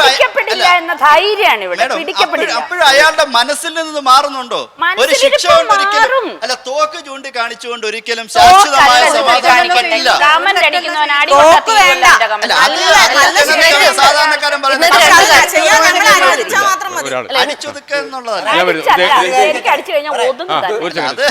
വേറൊരു വശം. സാറ് പെൺകുട്ടികളെ എല്ലാം തെറ്റുകാരികളാണ്. പെൺകുട്ടികളെ ബഹുമാനിക്കുന്ന ആളാണ്, സ്നേഹിക്കുന്ന ആളാ. നിങ്ങൾ വക്കീലന്മാര് കോടതി കയറുമ്പോ പെൺകുട്ടികളുടെ ഭാഗം തെറ്റാന്ന് പറഞ്ഞു. അയ്യോ, ഞാൻ അങ്ങനെ പറഞ്ഞില്ല ചേട്ടാ. പെൺകുട്ടി ശരിയാണെന്ന് ഞാൻ അനുഭവിച്ചത്. അല്ല, ഞാൻ പറഞ്ഞില്ല. അല്ല, നിങ്ങളുടെ വക്കീലന്മാര് നിങ്ങളെ കുറിച്ചല്ല. ചെയ്യുന്നില്ല, സാറൊന്നും ചെയ്തില്ല. വക്കീലന്മാർ ചെയ്യുന്ന പെൺകുട്ടികളെ എല്ലാം പ്രതികളാണ്. ആൺകുട്ടികളെ ഈ ചെയ്തിട്ട് വരുന്നവന്മാർ നിരപരാധിയാണെന്ന് എങ്ങനെ നിങ്ങൾ കണ്ടുപിടിക്കുന്നു? അയ്യോ, അതാ പെൺകുട്ടിയെ തെറ്റുകാരിയാക്കി ചിത്രീകരിക്കുന്നു. അതുകൊണ്ടാണ് ഞാൻ ചേട്ടൻ പറഞ്ഞോണ്ട് അങ്ങനെ നമുക്ക് ഒരു വക്കീല് വിചാരിച്ചാൽ അങ്ങനെ ചിത്രീകരിക്കാൻ പറ്റില്ല. മനസ്സിലായില്ലേ? തെളിവിന്റെ അടിസ്ഥാനത്തിൽ ഒരു കേസിന്റെ വിധി വരുമ്പോ അത് ഞാൻ പറയുന്നത് എനിക്ക് പറയാൻ പറ്റും. അങ്ങനെ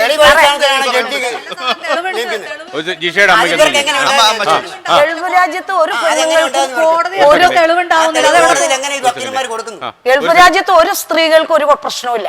അത് തെറ്റാണ്, ധാരണയാണ്. ഒരു തെറ്റുമില്ല. പറയട്ടെ, നമ്മുടെ ഈ അടുത്തിടെ മരിച്ച തമിഴ്നാട്ടിലെ ജയലളിത മുഖ്യമന്ത്രി നമ്മുടെ കേരളത്തിൽ അല്ലാതെ ഒരുപാട് മന്ത്രിമാരും MLA മാരും ഒരുപാട് ആളുകളുണ്ട്. അവർക്ക് എന്തോരം ജനങ്ങളുണ്ട്. എന്തുകൊണ്ടത്? ആ സമയം മന്ത്രിക്ക് ജയലളിതയ്ക്ക് എത്ര കോടി ലക്ഷം ജനങ്ങളാണ് കരയുന്നത്. നിങ്ങൾ എല്ലാവരും ചാനലിലും ടി വിയിൽ കൂടി കണ്ടിട്ടുണ്ടോ. എന്തുകൊണ്ടത്? അവർക്ക് നല്ല സുരക്ഷിതം കൊടുത്തത് കൊണ്ട്, സ്ത്രീകൾക്കും പിറന്നു വീഴുന്ന കുഞ്ഞുങ്ങൾക്കും എല്ലാവർക്കും നല്ല സുരക്ഷിതം ഉണ്ട് ആ രാജ്യത്ത്. എന്തുകൊണ്ട് നമ്മുടെ കേരളത്തിലില്ല? കേരളത്തിൽ ഒരു കുട്ടിയെ പല പ്രാവശ്യം ആ ചേച്ചി പറഞ്ഞു ഗൾഫിലെ നിയമങ്ങൾ. അവിടെ ഒരു കൈ കൊണ്ട് എന്തെങ്കിലും ചെയ്താൽ ആ കൈ വെട്ടിക്കളയണം. ഇവിടെ പെണ്ണിനെ പിടിക്കാൻ വരുന്നവന്റെ കൈ വെട്ടിക്കളയും, അല്ലെങ്കിൽ റേപ്പ് ചെയ്യുന്നവന്റെ എവിടെ വെട്ടിക്കളയുന്ന വെച്ച് വെട്ടിക്കളയോ. അപ്പൊ കാര്യങ്ങളൊക്കെ അങ്ങനെ നല്ല ശിക്ഷ കൊടുക്കണം. അല്ലാതെ ജയിലിൽ തീറ്റി പോയിട്ട് കാര്യമില്ല. നല്ല ശിക്ഷ കൊടുക്കാൻ പേടിയില്ല. ഞാൻ പറയട്ടെ, അല്ല സാറേ ഞാൻ പറയട്ടെ, എന്റെ മകളെ കൊന്നു. അവൻ വരുമ്പോ ക്ഷീണിച്ച് കോലം കെട്ടവനാ.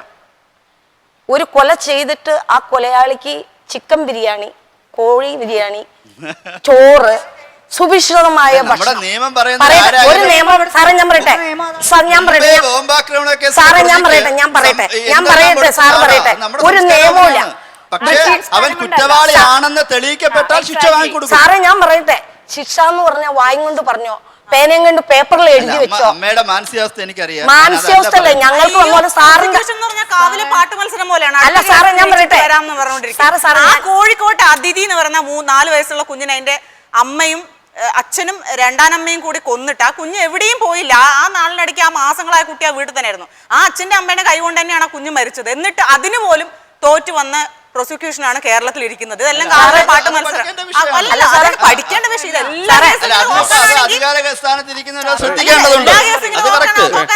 അല്ല സാറ് ഞാനൊന്ന് പറഞ്ഞ കേട്ടെ, ഈ കൊലയാളിനെ ഇത്രയും കാലം സംരക്ഷിച്ചു ജയിലിലിട്ട് എന്തിനു? ഒരു കൊല ചെയ്താൽ ഒരു പെൺകുട്ടികൾ കൊന്നു കഴിഞ്ഞാൽ അവനാ 1 മാസത്തിനുള്ളിൽ തെളിവെടുപ്പെടുത്ത് എനിക്കൊന്ന് മാത്രല്ല സാറേ മനസ്സിലാക്ക് സാറേ, എനിക്കൊന്ന് മാത്രമല്ല സാറിന്റെ ഒരു ഭാര്യനെ സാറിന്റെ ഒരു മകളെ കൊന്നാലും സാറിനും അത് അപ്പൊ ഈ നമ്മുടെ കേരളത്തില് ഏതൊരു പെൺകുട്ടിയെ കൊന്നു കഴിഞ്ഞാൽ 1 മാസം വരെ അവനെ തെളിവെടുപ്പിന് നിർത്താവുള്ളൂ. അത് കഴിഞ്ഞ് അവനെ തൂക്കിക്കൊല്ലാം. ഗൾഫ് രാജ്യത്ത് നടക്കുന്ന സംഭവം തന്നെ നമ്മുടെ കേരളത്തിലും ഡൽഹി റേപ്പ്, കൂട്ട റേപ്പ് കഴിഞ്ഞപ്പോ അങ്ങനെ ഒരു നിയമം വന്നില്ലായിരുന്നോ?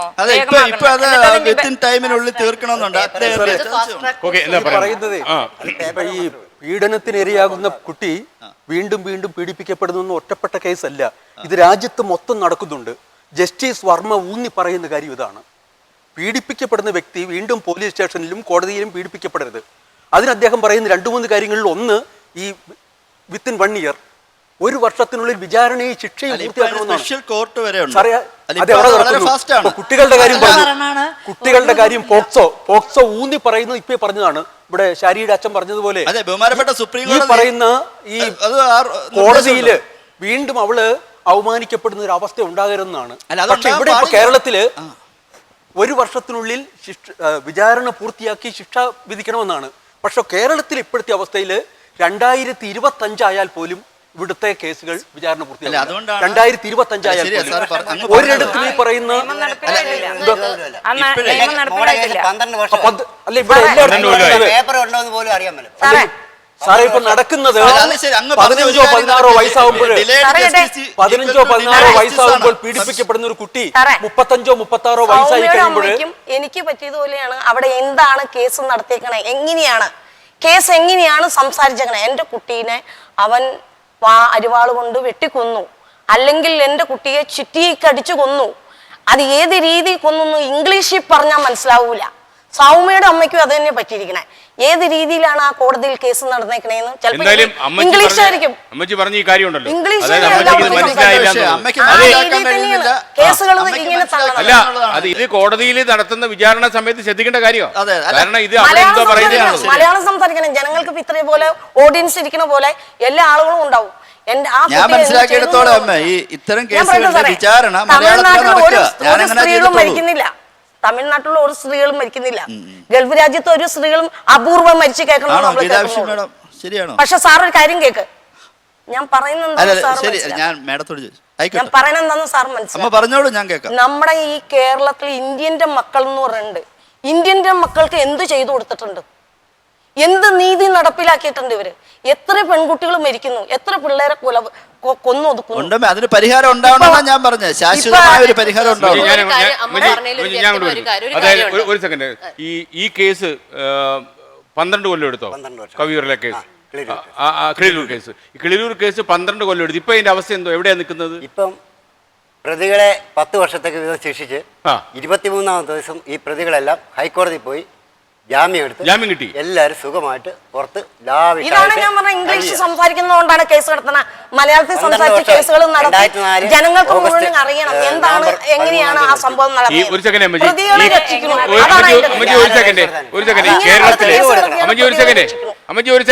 സെക്കൻഡ് കേരളത്തിലെ പലപ്പോഴും ഈ ഒരു ജഡ്ജിയുടെ മുമ്പിൽ കൈലാസനാഥൻ പറഞ്ഞൊരു കാര്യമുണ്ട്.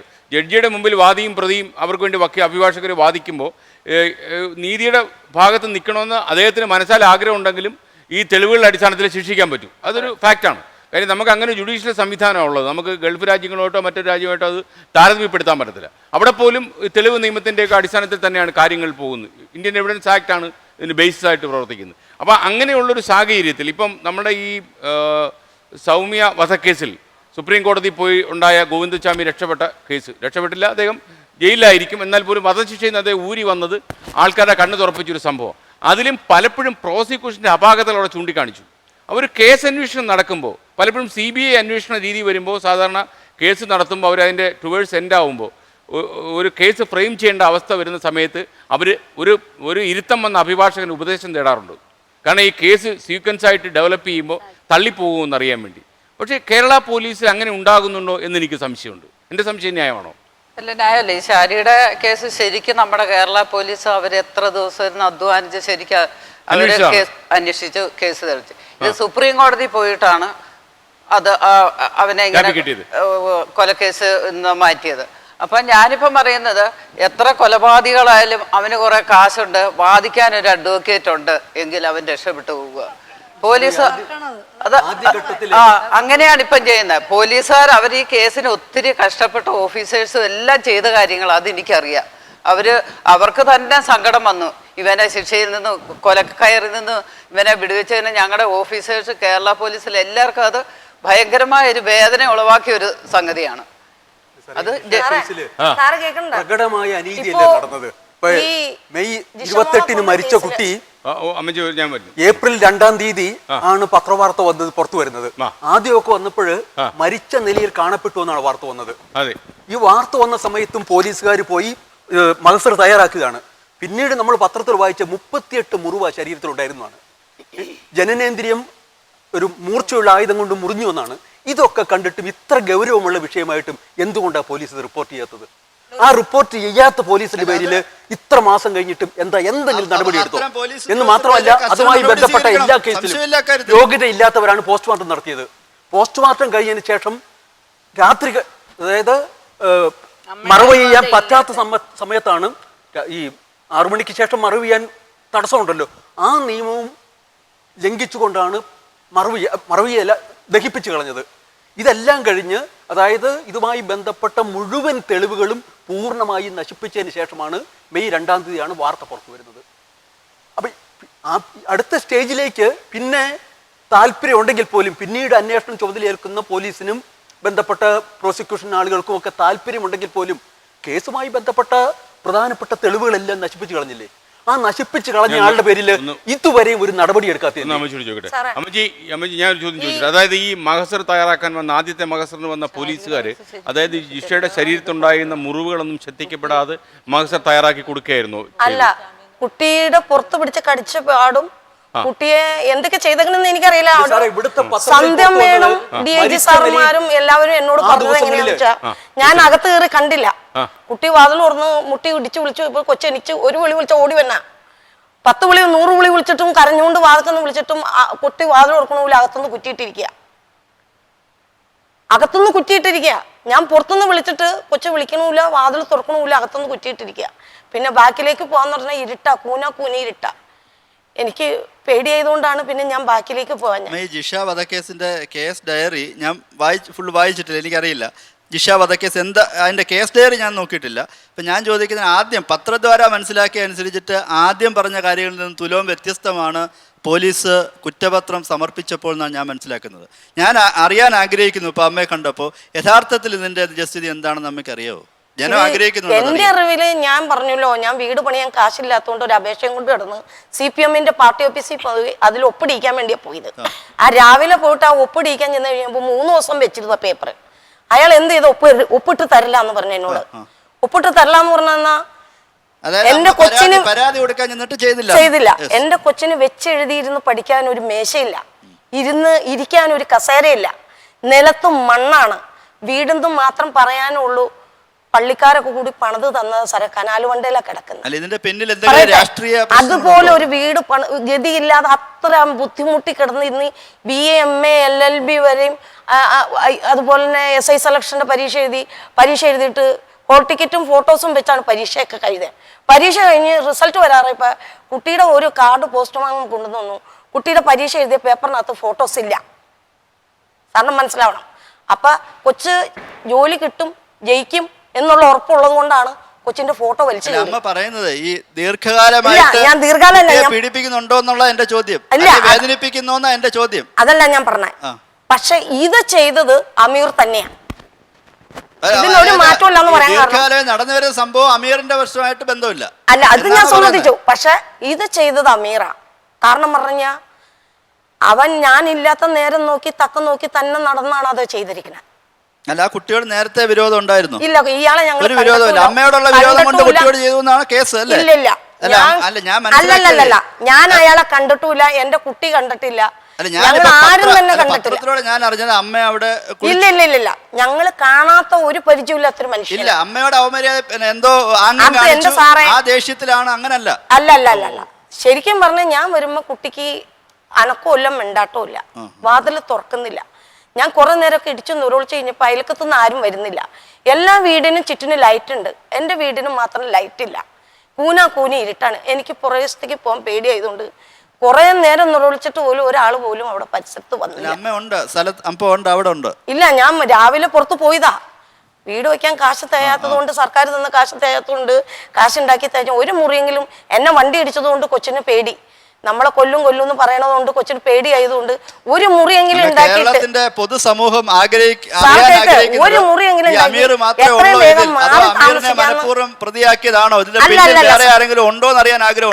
കാര്യം പത്രത്തിലൂടെ വായിക്കുമ്പോൾ സാറ് കേക്ക്, ഞാൻ ഒരു മുറിയെങ്കിലും പണിത് എത്രയും വേഗം മാറി താമസിക്കാൻ അമ്മയെന്നും പറഞ്ഞു എന്റെ കൊച്ചെന്നോട് കരയുക. അതിനു വേണ്ടിയാണ് ഈ അപേക്ഷ എഴുതിക്കൊണ്ട് പോയത്. അത് ഒരു സ്ഥലത്തില്ലുമ്പോ ഒപ്പിടൂല, ഒരു സ്ഥലത്തില്ലുമ്പോ അവർ അംഗീകരിക്കൂല. കുട്ടിക്ക് അച്ഛൻ്റെ വീട്ടിൽ കൃഷിയും ജീവിക്കാൻ ചുറ്റുപാട് സൗകര്യമുള്ള വീട്ടിൽ കുട്ടികളുടെ വീതം കൊടുക്കുക. അച്ഛൻ കുടിയനായതുകൊണ്ട് അച്ഛന് കൊടുക്കൂലെന്ന് തന്തയും തള്ളയും പറഞ്ഞിട്ട് ഇന്ന് വരെയും അത് 10 പൈസ കൊടുത്തില്ല. എന്നിട്ടും ഞാൻ അതിനു വേണ്ടി കെഞ്ചി ചെന്നു. നിങ്ങൾ ആ തരുവാണെങ്കിൽ എൻ്റെ കൊച്ചിനും എനിക്കൊരു വീട് വെച്ച് എൻ്റെ കൊച്ചിൻ്റെ സുരക്ഷിതമായിട്ട് കയറി കിടക്കാലോ, പേടിക്കാണ്ട്. എന്നിട്ടും കെട്ടിൻ്റെ വീട്ടുകാരോ കെട്ടിയവനോ ആരും സമ്മതിച്ച് തയ്യാറായില്ല.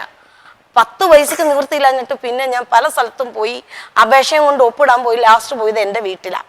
എൻ്റെ നാട്ടിൽ പഞ്ചായത്തിൻ്റെ വാർഡ് മെമ്പറെ പോയി കണ്ട്, എന്നാൽ ചേച്ചി നാളെ വാന്നും പറഞ്ഞ് നാളെ ഒപ്പിട്ട് തരാം. ഈ ചെറിയ വെള്ള പേപ്പറിൽ എഴുതിയോണ്ട് കാര്യമില്ല, പഞ്ചായത്തിൻ്റെ അപേക്ഷയുണ്ട്, ആ ലെറ്റർ പാഡിൽ എഴുതി ഒപ്പിട്ട് ചേച്ചിക്ക് തരാൻ ആരെങ്കിലും സഹായിക്കും എന്ന് പറഞ്ഞ് ഞാൻ പോന്ന് എൻ്റെ വീട്ടിൽ സന്തോഷമായിട്ട്. അടുത്ത് അവിടെ ഒരു പ്രാന്തങ്കോലം എന്ന് പറഞ്ഞാൽ അല്ലപ്പുറം സ്ഥലമുണ്ട്. ആ സിറ്റി ചെറുപ്പത്തിൽ ഒരു 10 വയസ്സ് പ്രായം തുടങ്ങി അവിടെ വാടകയ്ക്ക് താമസിച്ചു. അമ്മയുടെ ആങ്ങളമാരാണ് ഞങ്ങളെ നോക്കി. എനിക്ക് അച്ഛനില്ല, ഞങ്ങൾ 4 മക്കളാണ്.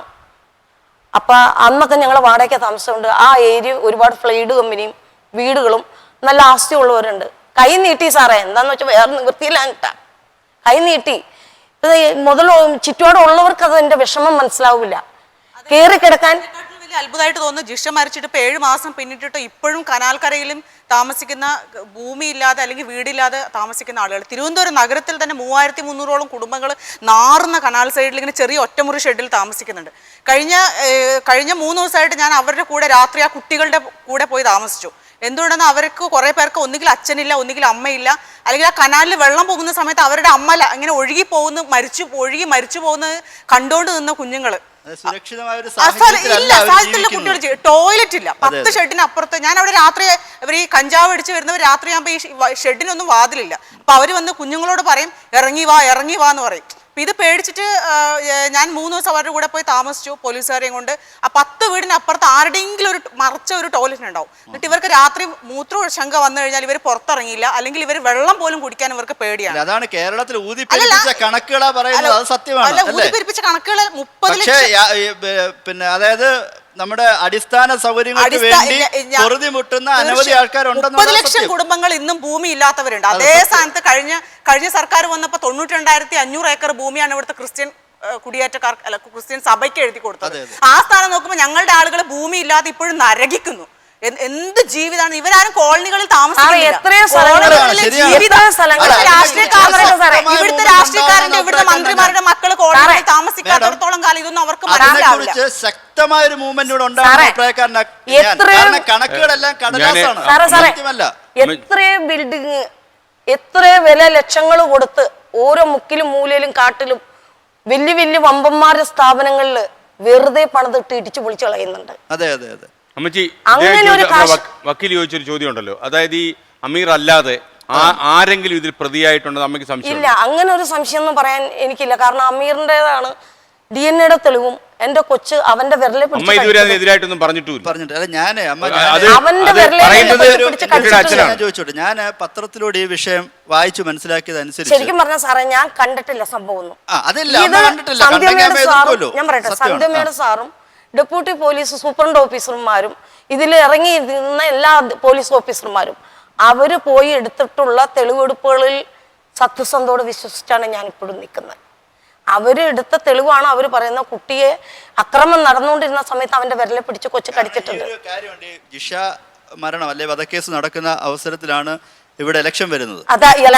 സ്വാഭാവികമായിട്ടും ഇവിടുത്തെ എല്ലാ രാഷ്ട്രീയക്കാരും അതിനെ അവർക്ക് വേണ്ടിയിട്ട് ഉപയോഗപ്പെടുത്തിയിട്ടുണ്ട്. അതൊരു സത്യമാണല്ലോ അമ്മ, ഞാൻ പറഞ്ഞു ശരിയല്ലേ? അല്ല, എനിക്കത് ഞാൻ ചോദിക്കുന്നത് എനിക്കത് അങ്ങനെ പറയാൻ പറ്റില്ല. അല്ല, ഞാൻ ചോദിച്ചത് അതുകൊണ്ടാണ് കേരളത്തിന്റെ പൊതുസമൂഹം അമ്മ ഒരു മിനിറ്റ് സാറേ സത്യസന്ധതയോടെ തന്നെ വേണം ഒരു കേസ് നടത്താൻ. അതെ അതെ അതെ, അതിനകത്ത് ഒരു കള്ളത്തരം പറയാൻ പാടില്ല. അവിടെ രാഷ്ട്രീയമായി ദുരുപയോഗം ചെയ്തിട്ടുണ്ടോന്നാണ് ഞാൻ ചോദിക്കുന്നത്. കാരണം ഇടയ്ക്ക് ഇതിനകത്ത് പാടില്ല. അല്ല, ആദ്യം ഞാൻ പത്രത്തിൽ വായിച്ചു ഇങ്ങനെ PP തങ്കച്ചനെതിരെ ആരോപണം ഉണ്ടായിരുന്നു. അതാ ഞാൻ പറഞ്ഞത്. അതിനുശേഷം അവിടുത്തെ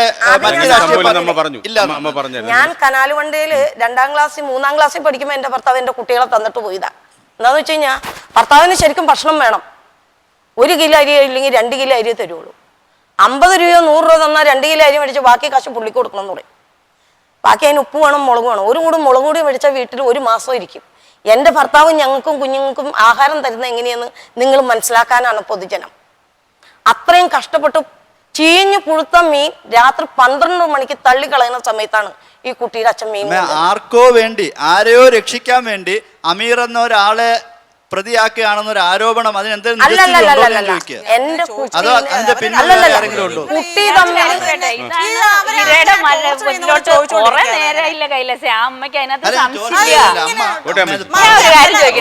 ഇവിടെ നീതിക്ക് വേണ്ടി ശാരിയുടെ അച്ഛനുണ്ട്, ശാരിയുടെ അച്ഛനോട്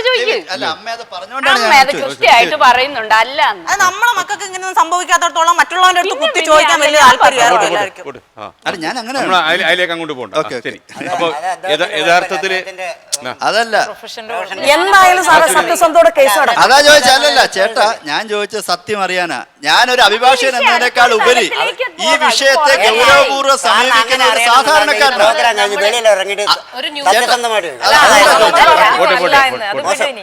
അതായത് നമ്മുടെ എല്ലാ ആഗ്രഹം നമ്മുടെ നാട്ടില് ഒരു സെക്കൻഡ്, നമ്മുടെ നാട്ടിലെ ആഗ്രഹം എന്ന് പറഞ്ഞാൽ നമ്മുടെ നാട്ടിലെ സ്ത്രീകൾക്കും കുട്ടികൾക്കും ചെറുപ്പക്കാരികൾക്കും എല്ലാം സ്വതന്ത്രമായി ഇറങ്ങി നടക്കാൻ പറ്റണം. രാത്രിയോ പകലോ വ്യത്യാസമില്ലാതെ നടക്കാൻ പറ്റുന്നൊരു സാഹചര്യം നമ്മുടെ നാട്ടിലുണ്ടാകണം. ഈ ഷോ പോലും നമ്മൾ അതിനുവേണ്ടി ചെയ്യുന്നത്. കാര്യം ഇതുപോലുള്ള ജിഷയുടെ അമ്മയെ പോലുള്ള ആൾക്കാർ ഇനിയും ഉണ്ടാകരുത്. ഇവരുടെ കണ്ണീരായിരിക്കും ഈ നാട്ടിൻ്റെ ഏറ്റവും വലിയ ശാപം. അപ്പോൾ എന്നാൽ ഇത് കൂടിക്കൂടി വരികയാണോ എന്ന് സംശയം തോന്നാനുള്ള സാഹചര്യം ഉണ്ട് താനും ഇപ്പോൾ സംസ്ഥാനത്ത്. ഈ കേരളത്തിൽ മാത്രമല്ല, കേരളത്തിന് പുറത്തും. എങ്ങനെയാണ് ഇതിനെ നോക്കിക്കാണുന്നത്? ഒരു കുട്ടിയുടെ ഒരു അമ്മയുടെ വേദന നമുക്ക് മനസ്സിലാവുന്നുണ്ട്, അല്ലെ ഒരു പിതാവിൻ്റെ വേദന നമുക്ക് മനസ്സിലാവുന്നുണ്ട്. പിന്നെ പണ്ട് എന്ന് പറയുന്നത് പെൺകുട്ടികളെ നമ്മൾ അമ്മമാർ ഒറ്റയ്ക്ക് വിടാറില്ല. നമ്മൾ കുറച്ചും കൂടെ ശ്രദ്ധിക്കും. കുഞ്ഞുങ്ങളെ ഒരിക്കലും ഒറ്റയ്ക്ക് വിടില്ല, അമ്മമാർ കൂടെ പോവും, അല്ലെ വീട്ടിൽ ആരെങ്കിലും കൂടെ വിടും.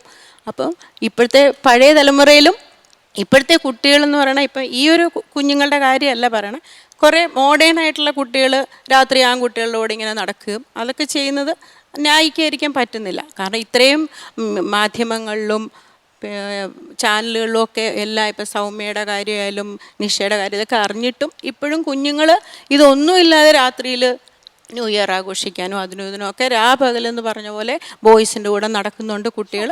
വീട്ടുകാർ അല്ല, അതുകൊണ്ട് നിയമം ശക്തമാക്കണം. ഇപ്പൊ ഒരു തെറ്റ് ചെയ്തെങ്കിൽ അവനെ ശിക്ഷിക്കണം. പിന്നെ അവനെ വെച്ചോണ്ടിരിക്കരുത്. ഇനി അവനത് ആവർത്തിക്കരുത്. അതിന് ജാമ്യം, പ്രതിയെ വാദിയെ പ്രതിയാക്കുവോ അതല്ല ചെയ്യേണ്ടത്. നിയമം ശക്തമാക്കണം. അതോടൊപ്പം തന്നെ കുട്ടികളെ നിയമം ശക്തമാക്കുന്നതിനോടൊപ്പം തന്നെ കുഞ്ഞുങ്ങളെ ഒരിക്കലും അല്ല, ഞാൻ സാർ ഒരു കാര്യം ചോദിച്ചിരുന്നു. അത് ഉത്തരം എനിക്കൊന്ന് പറയാൻ പറ്റുമോ? ഞാൻ കുറെ നേരം സാർ എന്നോട് ചോദിക്കുന്നു വിചാരിച്ചുകൊണ്ടിരിക്കുന്നു. സാറ് പറഞ്ഞു ഇപ്പോഴാണ് കൂടുതൽ റിപ്പോർട്ടുകൾ പുറത്തു വരുന്നു, കൂടുതൽ ഇങ്ങനെ സംഭവങ്ങൾ നടക്കണമെന്ന് പറയണത്. പണ്ട് നടന്നിട്ടുണ്ടായിരുന്നില്ല എന്നല്ല, പണ്ട് നടന്നിട്ടുണ്ട്. പക്ഷെ അത് വരാത്തത് എന്താണെന്ന് വെച്ചാൽ, ഒന്ന് മീഡിയയിലായിരുന്നു, ഇത്രയും ഓപ്പൺ ആയിട്ട് നമുക്ക് ഫ്രീഡം ഓഫ് സ്പീച്ച് ഇല്ലായിരുന്നു. നമ്മൾ മാക്സിമം പറയുന്ന ഒരുപക്ഷെ അതും പേടിച്ചിട്ടൊക്കെ ആയിരിക്കും അച്ഛനോടും അമ്മയോടൊക്കെ പറയുന്നത്. ഇപ്പോഴത്തെ കാലഘട്ടത്തിൽ ഞങ്ങൾ സ്കൂളുകളിലും കോളേജസിലൊക്കെ നമ്മൾ അവയർനെസ് പ്രോഗ്രാം നടത്തുന്നു. നിങ്ങൾ തുറന്ന് സംസാരിക്കണം എന്ന് പറയുന്നു. ഇപ്പം ഏറ്റവും വലിയൊരു എക്സാമ്പിൾ എന്ന് പറയുമ്പോൾ 2012 ഡൽഹിയിൽ റേപ്പ് കേസ് നടന്നപ്പോൾ നമ്മുടെ ലോ തന്നെ മാറി. അത് എല്ലാവരും പുറത്ത് വന്ന് സംസാരിച്ചുകൊണ്ടും അതിനെ എതിർത്തുകൊണ്ടോ ആണ് ഇങ്ങനത്തെ ലോസ് വന്നത്. അപ്പോൾ അങ്ങനെ അത് വന്ന ശേഷം നമ്മുടെ കേസസിൽ റിപ്പോർട്ടിങ് അത് തന്നെ തെറ്റാണെങ്കിൽ നിങ്ങൾക്ക് പറയാം. ആ റിപ്പോർട്ട് ചെയ്ത കേസസ് പെട്ടെന്ന് കൂടി. ഇപ്പൊ സാറ് പറഞ്ഞു January 1 തൊട്ട് എന്താന്ന് വെച്ചാൽ ഇതിന്റെ അഗെയിൻസ്റ്റ് ആൾക്കാർ റിയാക്ട് ചെയ്യുന്നുണ്ട്. ഇപ്പൊ ഇന്നത്തെ 2 കാര്യങ്ങൾ നമ്മൾ സംസാരിച്ചു. എല്ലാം മിക്ക ഡിസ്കഷൻ ഞാൻ കേട്ടോണ്ടിരിക്കുവായിരുന്നു.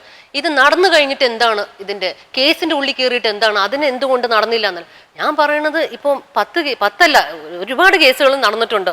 പക്ഷെ ഇനി ഒരുപാട് ആൾക്കാർ. ഇപ്പൊ എനിക്കൊരു മോള് പുറത്ത് ഇറങ്ങി നടക്കുമ്പോൾ നമുക്ക് പേടിയാണ് ഇത് എന്താണ് നടക്കാൻ പോണേന്നുള്ളത്. എന്ന് വെച്ചാൽ ഞാൻ പറയാൻ ഉദ്ദേശിക്കുന്ന ഇത്രയേ ഉള്ളൂ, നമ്മൾ നടന്നിട്ടില്ല എന്ന് ഒരിക്കലും വിചാരിക്കരുത്. നടന്നിട്ടുണ്ട്, അന്ന് മിണ്ടിയിട്ടില്ല എന്ന് മാത്രമേ ഉള്ളൂ. ഇപ്പൊ ആൾക്കാർ മിണ്ടാൻ തുടങ്ങി, അതും പൂർണ്ണമായിട്ടും മിണ്ടുന്നില്ല.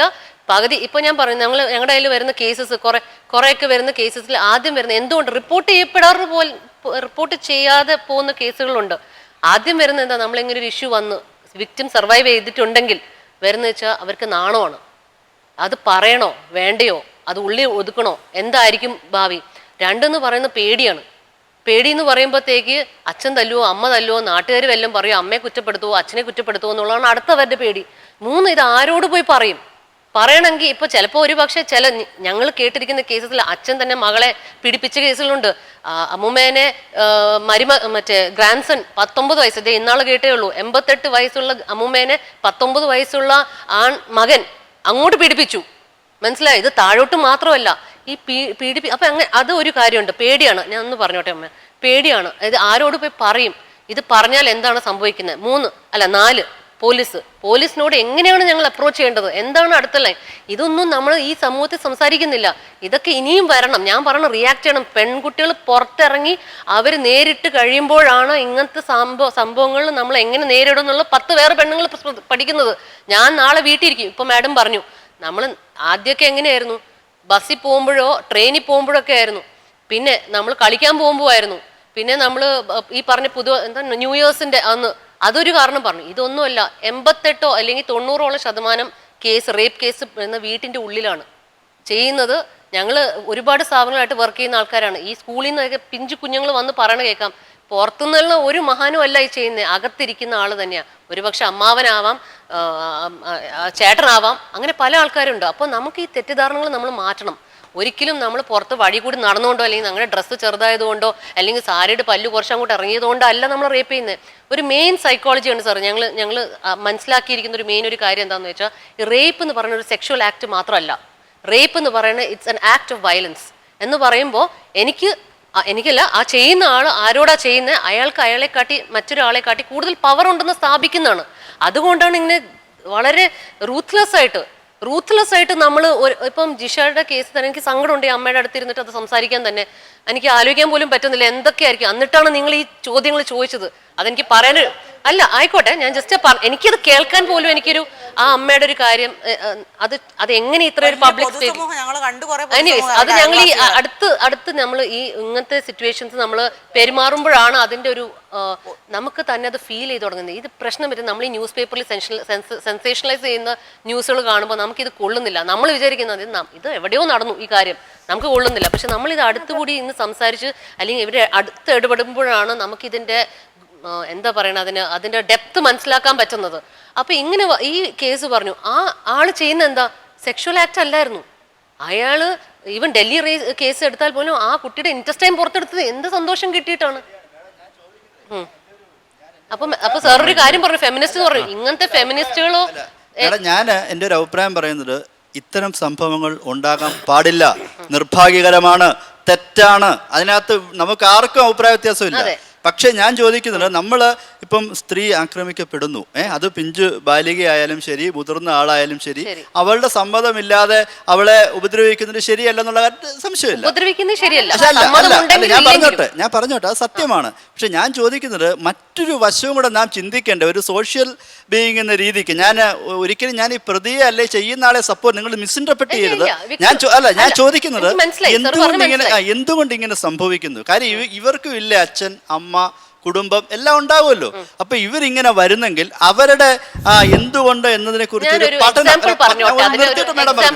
നിർത്തിയിട്ട് പറഞ്ഞു ഒരു പഠനം നടത്തണമെന്നാണ് എൻ്റെ സജഷൻ. എന്നിട്ട് മനഃശാസ്ത്രപരമായി നമ്മൾ അവരെ പഠിക്കുകയാണെങ്കിൽ സ്വാഭാവികമായിട്ട് അവർ രോഗിയായിരിക്കും, അയാൾ രോഗിയായിരിക്കും എന്നാണ് എൻ്റെ അവനെ കൊല്ലുക. ഇവിടുത്തെ സ്റ്റേറ്റിന്റെ അധികാരമാണ് ഇവിടുത്തെ ആളുകളെ ഓരോ പൗരനെയും സംരക്ഷിക്കുന്നത്. ഇവിടെ റേപ്പ് ചെയ്യപ്പെട്ട കുട്ടികള് മഹാമന്ദിരത്തിൽ ഷെൽട്ടർ ഹോമിന്റെ മതിലിന്റെ അകത്ത് ഇങ്ങനെ ഇറിറ്റേറ്റഡ് ആയി ജീവിക്കുന്നു. അവരുടെ അച്ഛനെ ഒന്ന് കാണാതെ, അവരുടെ അമ്മയെ ഒന്ന് കാണാതെ, അവരെ വേണ്ടപ്പെട്ടവരെ കാണാതെ അവരിങ്ങനെ നരകിച്ച് ജീവിക്കുമ്പോൾ ഈ റേപ്പ് കേസിലെ പ്രതികൾ സുഖമായിട്ട് പുറത്തിറങ്ങി നടക്കുന്നത്.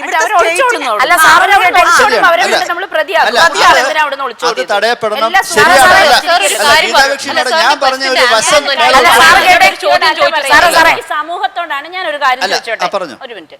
ഈ സൗമ്യ കേസിൽ ഞാൻ ഉൾപ്പെടെ എല്ലാവരും ഒരു ദിവസം മുഴുവൻ കറുത്ത ബാഡ്ജും കുത്തിയിട്ട് ട്രെയിനിൽ നടന്നിട്ടുണ്ട്. നിങ്ങൾ ആരെങ്കിലും മക്കൾ ഓർക്കുന്നുണ്ടോ? ഏതെങ്കിലും പാസഞ്ചർ ട്രെയിനിൽ നിങ്ങൾ സുരക്ഷിതരാണെന്ന് ഒരു പുല്ലും ഇവിടെ ചെയ്തില്ല. ഞാൻ പറയട്ടെ, ഞാൻ കൈലാസിനോടല്ല, ഞാൻ സമൂഹത്തോടാണ് പറയുന്നത്. എല്ലാം കയറി കൈലാസ് ഏറ്റെടുക്കാതിരിക്കും. ഞാനും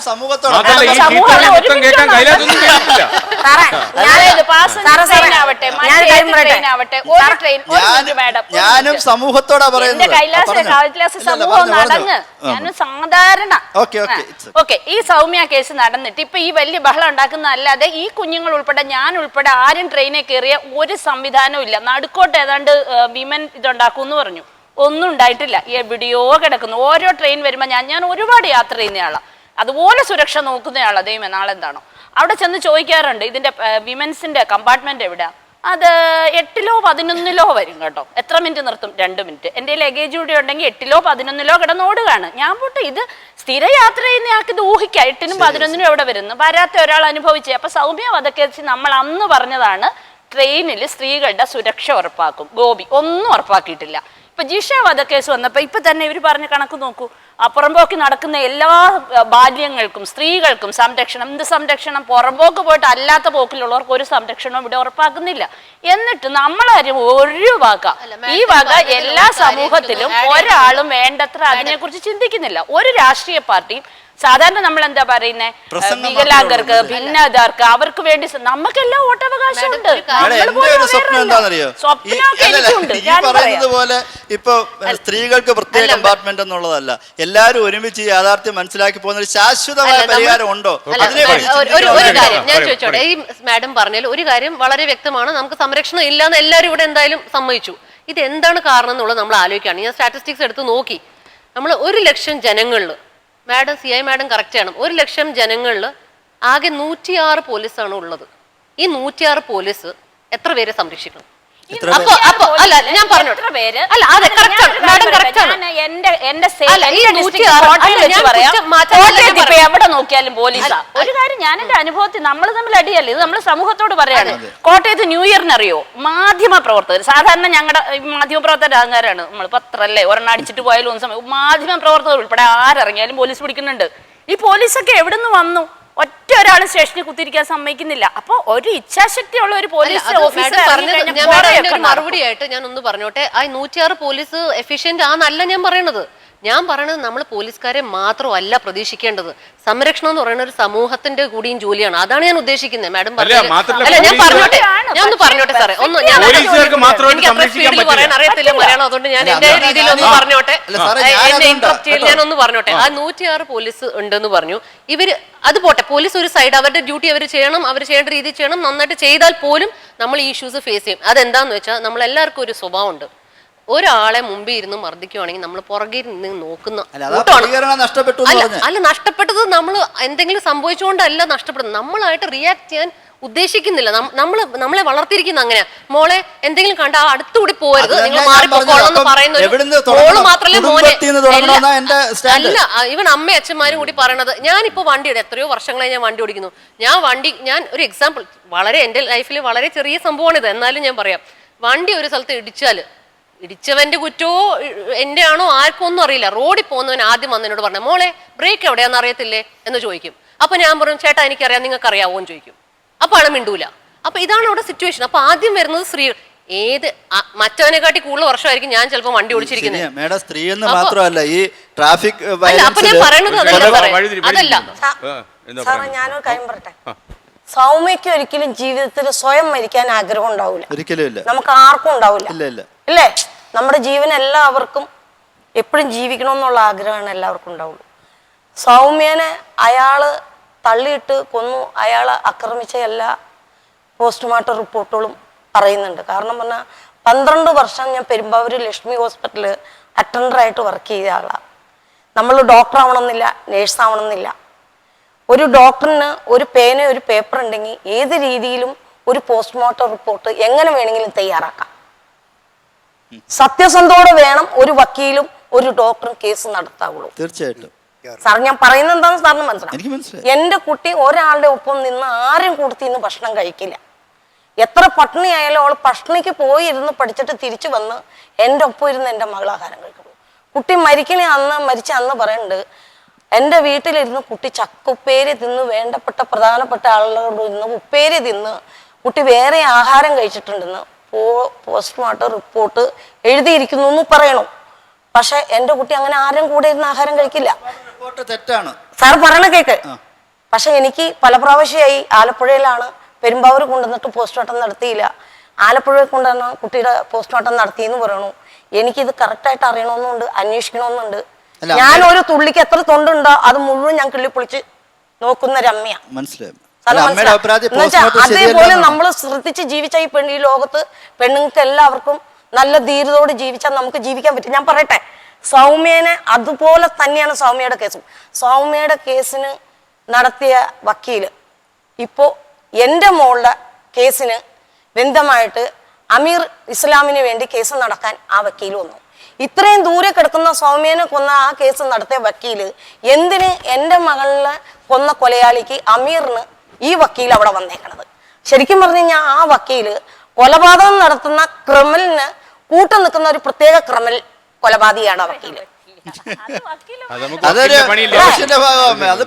അങ്ങനെയല്ല സാറേ, എല്ലാവരെയും കേസ് എല്ലാവരും കുട്ടികളെയും പെണ്ണുങ്ങളെയും കൊന്നു കഴിഞ്ഞാൽ കേസ് അങ്ങനെ ആക്കി കൊണ്ടുപോണത് അത് തന്നെയാ. അത് നമ്മുടെ തൊഴിലല്ലേ. ഇതിപ്പോ എന്നോട് മറ്റേടെ വാർത്ത അതൊന്നും പറയാൻ പറ്റില്ല. അമ്മയുടെ വികാരം എനിക്ക് എൻ്റെ മോളും ബാംഗ്ലൂരുണ്ട്, കുട്ടിയുണ്ട്. പക്ഷെ ഒരു അടുത്ത വീട്ടിൽ കളിക്കാൻ വിടാൻ പോലും പറ്റാത്തൊരവസ്ഥയാണ്. പേടിയായിട്ട് പുറത്തിറങ്ങി നടക്കാനോ. അവള് വർക്ക് ചെയ്യുന്നുണ്ട്, എന്നാലും കുട്ടിയെ വീട്ടിൻ്റെ ഉള്ളിൽ തന്നെയാ കുട്ടി. ഇപ്പോ പുറത്തിറങ്ങി വിടാൻ വിശ്വാസം ഇല്ല. ഇപ്പൊ സത്യം പറഞ്ഞാൽ ഒരു കാലത്ത് ബാംഗ്ലൂർ എന്ന് പറഞ്ഞാൽ നമുക്ക് ഭയങ്കര അഭിമാനമായിരുന്നു. ബാംഗ്ലൂരിൽ ഈ IT ഒക്കെ വളർന്നതിന് ശേഷം ആർക്കും എപ്പോഴും ഏത് സമയത്തും സഞ്ചരിക്കാൻ പറ്റുന്ന സ്ഥലമാണ്. ഇദ്ദേഹമൊക്കെ പറഞ്ഞ പുണ്യപുരാതന അമേരിക്ക പോലെ കൊച്ചിയെ കുറ്റപ്പെടുത്തിക്കൊണ്ട് ബാംഗ്ലൂരിനെ മോഡലായിട്ട് കാണിച്ചിരുന്നത് അല്ലെ, അതായിരുന്നു പറഞ്ഞത്. ഇപ്പൊ കൊച്ചി കുറച്ചുകൂടെ ബെറ്റർ ആണ് എന്നാ പറയുന്നത്. അപ്പൊ ഇത് അങ്ങനെ ഒരു സ്ഥിതിവിശേഷം. പക്ഷെ എനിക്ക് തോന്നുന്നത് കുറച്ച് എക്സ്പോസ് ചെയ്യപ്പെട്ടു. തീർച്ചയായിട്ടും അതുകൊണ്ട് അതിന്റെ ഒരു മാറ്റം അവിടെ ഉണ്ട്. അവിടെ കുറെ ക്യാമറകൾ വെക്കാൻ പോകുന്നു, കുറെ കാര്യങ്ങൾ അവിടുത്തെ ഗവൺമെന്റ് ചെയ്യാൻ ഉദ്ദേശിക്കുന്നുണ്ട്. വസ്ത്രാഭരണം മാത്രം അതിനൊരു കാരണമെന്ന് പറയാൻ പറ്റൂല. വസ്ത്രധാരണം ഇതിന്റെ ഒരു പ്രശ്നമല്ല. കാരണം വസ്ത്രധാരണം നോക്കിയിട്ടൊന്നും അല്ല ഇതൊന്നും ഇങ്ങനെയുള്ള ആൾക്കാരൊന്നും വരുന്നു. ഇപ്പൊ ഈ അമീർ എന്ന് പറഞ്ഞോനെ എന്തോന്ന് വസ്ത്രധാരണം, അവനതൊന്നും വിഷയമൊന്നുമല്ല. പുറത്തിറങ്ങി നടക്കുമ്പോ അമീറിന് 10 വയസ്സൊക്കെ ഗതിയില്ലാത്തവനായിട്ട് അമീറിനെ സൗമ്യനെ കൊന്ന വക്കീലിനെ കൊണ്ടുവന്ന് ഇവിടെ കേസ് കരുതിയിരിക്കണം. സാറ് കേൾക്കണം, അമീറിനെ സൗമ്യ കൊന്ന വക്കീല്, കേസ് നടത്തിയ വക്കീല്, ഇപ്പൊ അമീറിന് കേസ് നടത്താനായിട്ടാണ് ആ വക്കീൽ വന്നിരിക്കുന്നത്. ഈ അമീർ എന്ന് പറഞ്ഞവന് ഒരു ഗതിയില്ലാത്ത ആളാ, 10 വയസ്സൊക്കെ നിവൃത്തിയില്ലാത്തവനാ, അവൻ ദൂര രാജ്യത്തുകാരനാ. ഇങ്ങനെയുള്ള വക്കീലന്മാരെ സംരക്ഷിക്കുന്നത് കൊണ്ട് തന്നെയാണ് ഈ കേസ് കോടതിയിലായാലും വക്കീലന്മാരായാലും തേഞ്ഞു മാഞ്ഞു പോകുന്നത്. കാശിന്റെ പുറത്ത് പാവങ്ങളെ കൊന്നൊതുക്കുക. കേസ് ഒന്നും അല്ലാതാക്കുക. അമ്മ അതിനകത്ത് ഒരു കാര്യമുണ്ട്. ഒരു മാധ്യമ പ്രവർത്തക എന്ന നിലയ്ക്ക് ഞാൻ പറയട്ടെ, സൂര്യനെല്ലി കേസ് നമ്മൾ സീരിയസ് പറയുന്ന രീതിയിൽ അമ്മ ഞാൻ പറയുന്നത് അമ്മയുടെ വികാരം അത് മനസ്സിലാക്കുന്നു. അല്ലാതെ പറയുന്നത് ജോലിയുടെ ഭാഗമാണ്. അങ്ങനെയാണെങ്കിൽ ഈ ജഡ്ജിയല്ലേ തീരുമാനം എടുക്കുന്നത്. അപ്പൊ അങ്ങനെ കുറ്റപ്പെടുത്താൻ പറ്റുമോ? അങ്ങനെ ഒരിക്കലും കുറ്റപ്പെടുത്താൻ പറ്റില്ല. അല്ല, അമ്മയുടെ മനസ്സ് നമ്മൾ മനസ്സിലാക്കുന്നു. അല്ലല്ല, ഇവിടെ എന്താ സംഭവിക്കുന്നത് മനസ്സിലാകാം. അവിടെ ഇംഗ്ലീഷ് സംസാരിക്കുന്നു. അത് പരിഹരിക്കണം. അപ്പൊ അമ്മ പറയുന്നത് അമ്മയ്ക്ക് മനസ്സിലാവാത്തോണ്ടാണ്. എനിക്ക് മനസ്സിലാവില്ലാണ്ടല്ല, ഞാൻ കോടതിയിലും കേസ് നടക്കുന്നിടത്തിലും പോലീസുകാരുടെ അടുത്തും വക്കീലുമാരുടെ അടുത്തും അല്ലല്ല ഞാൻ പറയട്ടെ, എല്ലാ ഫീൽഡിലും എല്ലാ സ്ഥലത്തും ശ്രദ്ധിച്ചിരിക്കുന്ന ആളാ ഞാൻ. എന്നെ പൊട്ടം കടിപ്പിക്കാൻ ആരും ധരിക്കരുത്. അല്ലല്ല, അങ്ങേർക്ക് വേണ്ടി അഡ്വക്കേറ്റ് വാദിക്കണമെങ്കിൽ ഇത്രയും ദൂരെ കിടക്കുന്ന സൗമ്യനെ കൊന്നയാളെ തെരഞ്ഞെടുക്കുന്നതിന്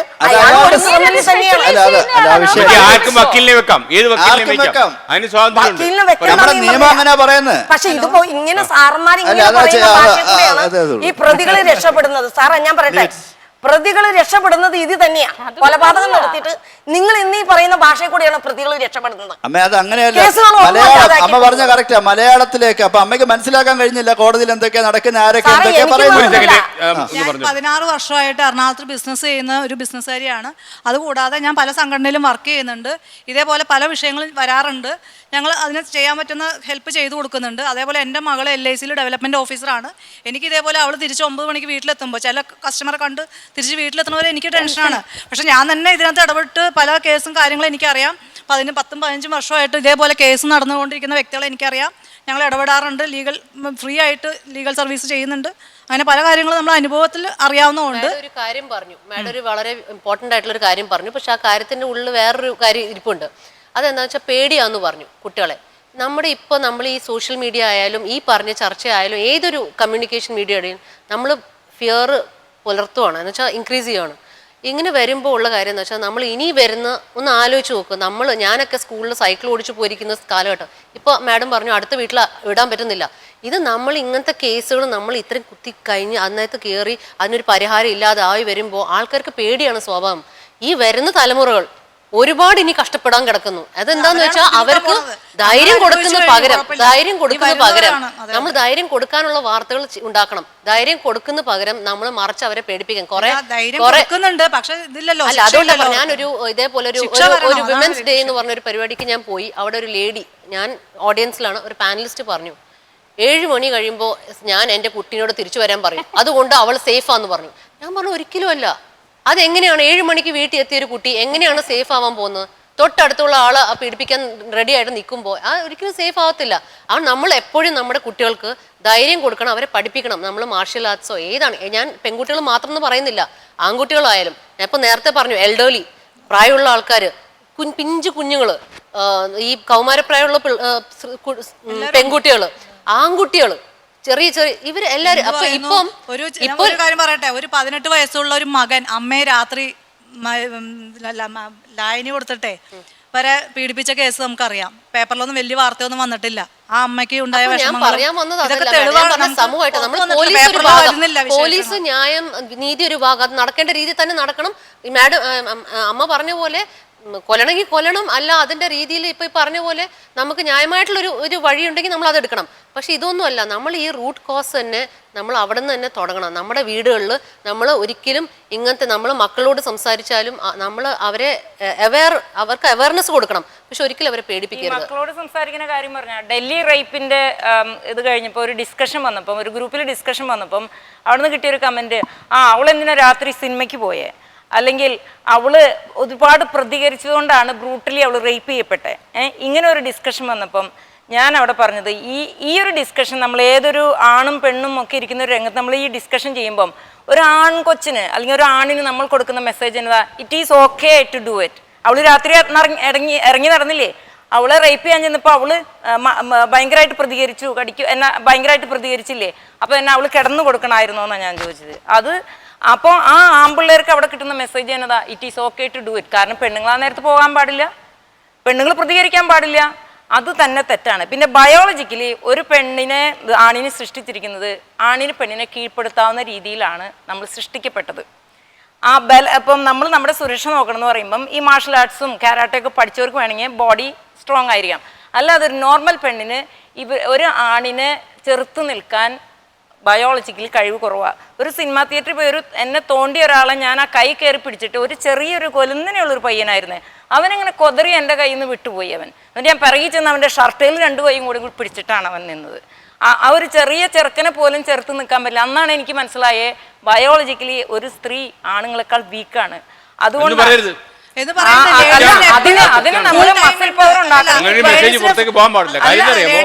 സ്ത്രീകൾ പുരുഷനേക്കാൾ സ്ട്രോങ് ആണ്. ബയോളജിക്കലി അത്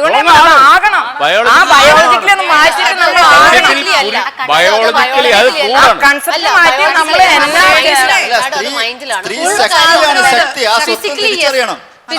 മെന്റലി പവർ നമ്മൾ നേടണം.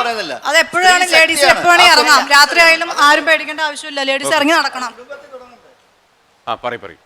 എൻ്റെ ഒരു അഭിപ്രായത്തില് ഈ ഓരോ സംഭവങ്ങൾ നടന്നതിന് ശേഷം നമ്മൾ പറയുന്നതിനോടല്ല, ഇതിന്റെ മൂല കാരണം ആ സാഹചര്യം എന്താണ് അതാണ് നമ്മൾ പ്ലക്ക് ഔട്ട് ചെയ്യേണ്ടത്.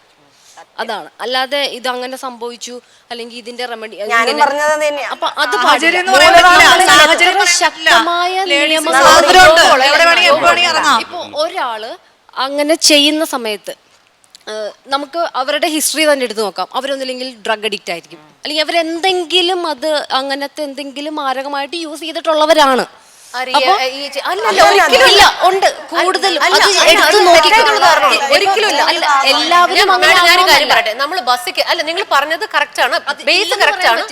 പക്ഷെ അതൊരു ഒരു അങ്ങനെ ആയിരിക്കണം എന്നുള്ള നിർബന്ധമില്ല. ഞാൻ പറയട്ടെ, ബസ്സിൽ കയറിയാൽ ഒരു സ്കൂൾ കുട്ടി ബസ്സിൽ കയറി, ഞാൻ എത്രയോ തവണ ബസ്സിൽ കയറിയിട്ടുണ്ട്. ബസ്സിൽ കയറിയാൽ അവിടെ ഇരിക്കുന്ന ആൾക്കാർ ഡ്രഗ് അഡിക്റ്റ് ഒന്നുമില്ല, അവര് നേരെ വന്ന് നെഞ്ചിൽ കൈ വെക്കുന്ന ആൾക്കാരുണ്ട്. അത് ചെയ്യാൻ എന്താണെന്നറിയോ, അതെന്താ കണക്കുകൾ പറയുന്നുണ്ട് 3000 4000. ഇതിനകത്ത് മയക്കുമരുന്നിന്റെ ലഭ്യതയും മദ്യത്തിന്റെ ഈ എപ്പ വേണേ ആർക്ക് വേണേ കുടിക്കാവുന്നുള്ളതും കുറയുമ്പോ വലിയ കണക്കിന് നമുക്ക് എന്തായാലും കുറച്ച് ചെറുതാക്കി കൊണ്ടുവരാൻ പറ്റും. അതല്ലാതെ അത് ചെയ്യുന്നവരൊക്കെ ഡ്രഗ് അഡിക്റ്റ് ആണെന്നോ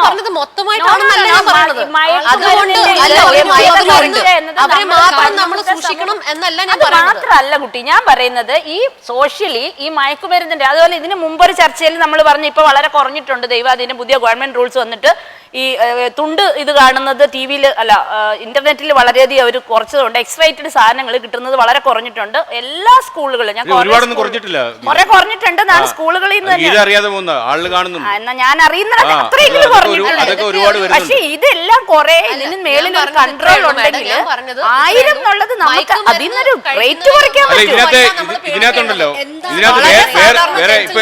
അല്ലാതെ ഒരാള് അമ്മയ്ക്ക് ലായനി കൊടുത്തു അല്ലെങ്കിൽ ഒരാൾ ജനിച്ചു വീഴുന്ന ഒരു കുട്ടികളും, അത് ഏത് കുട്ടിയായിക്കോട്ടെ, പാവപ്പെട്ടതായിക്കോട്ടെ പണമുള്ള വീട്ടിലായിക്കോട്ടെ, ഒരു കുട്ടികളും ജനിച്ചു വീഴുമ്പം കള്ളനോ കൊലപാതകയോ ആയിട്ട് അവൻ ജനിച്ചു വീഴുന്നില്ല. അവന്റെ സാഹചര്യങ്ങളാണ് അവനെ അങ്ങനെ ആക്കുന്നത്.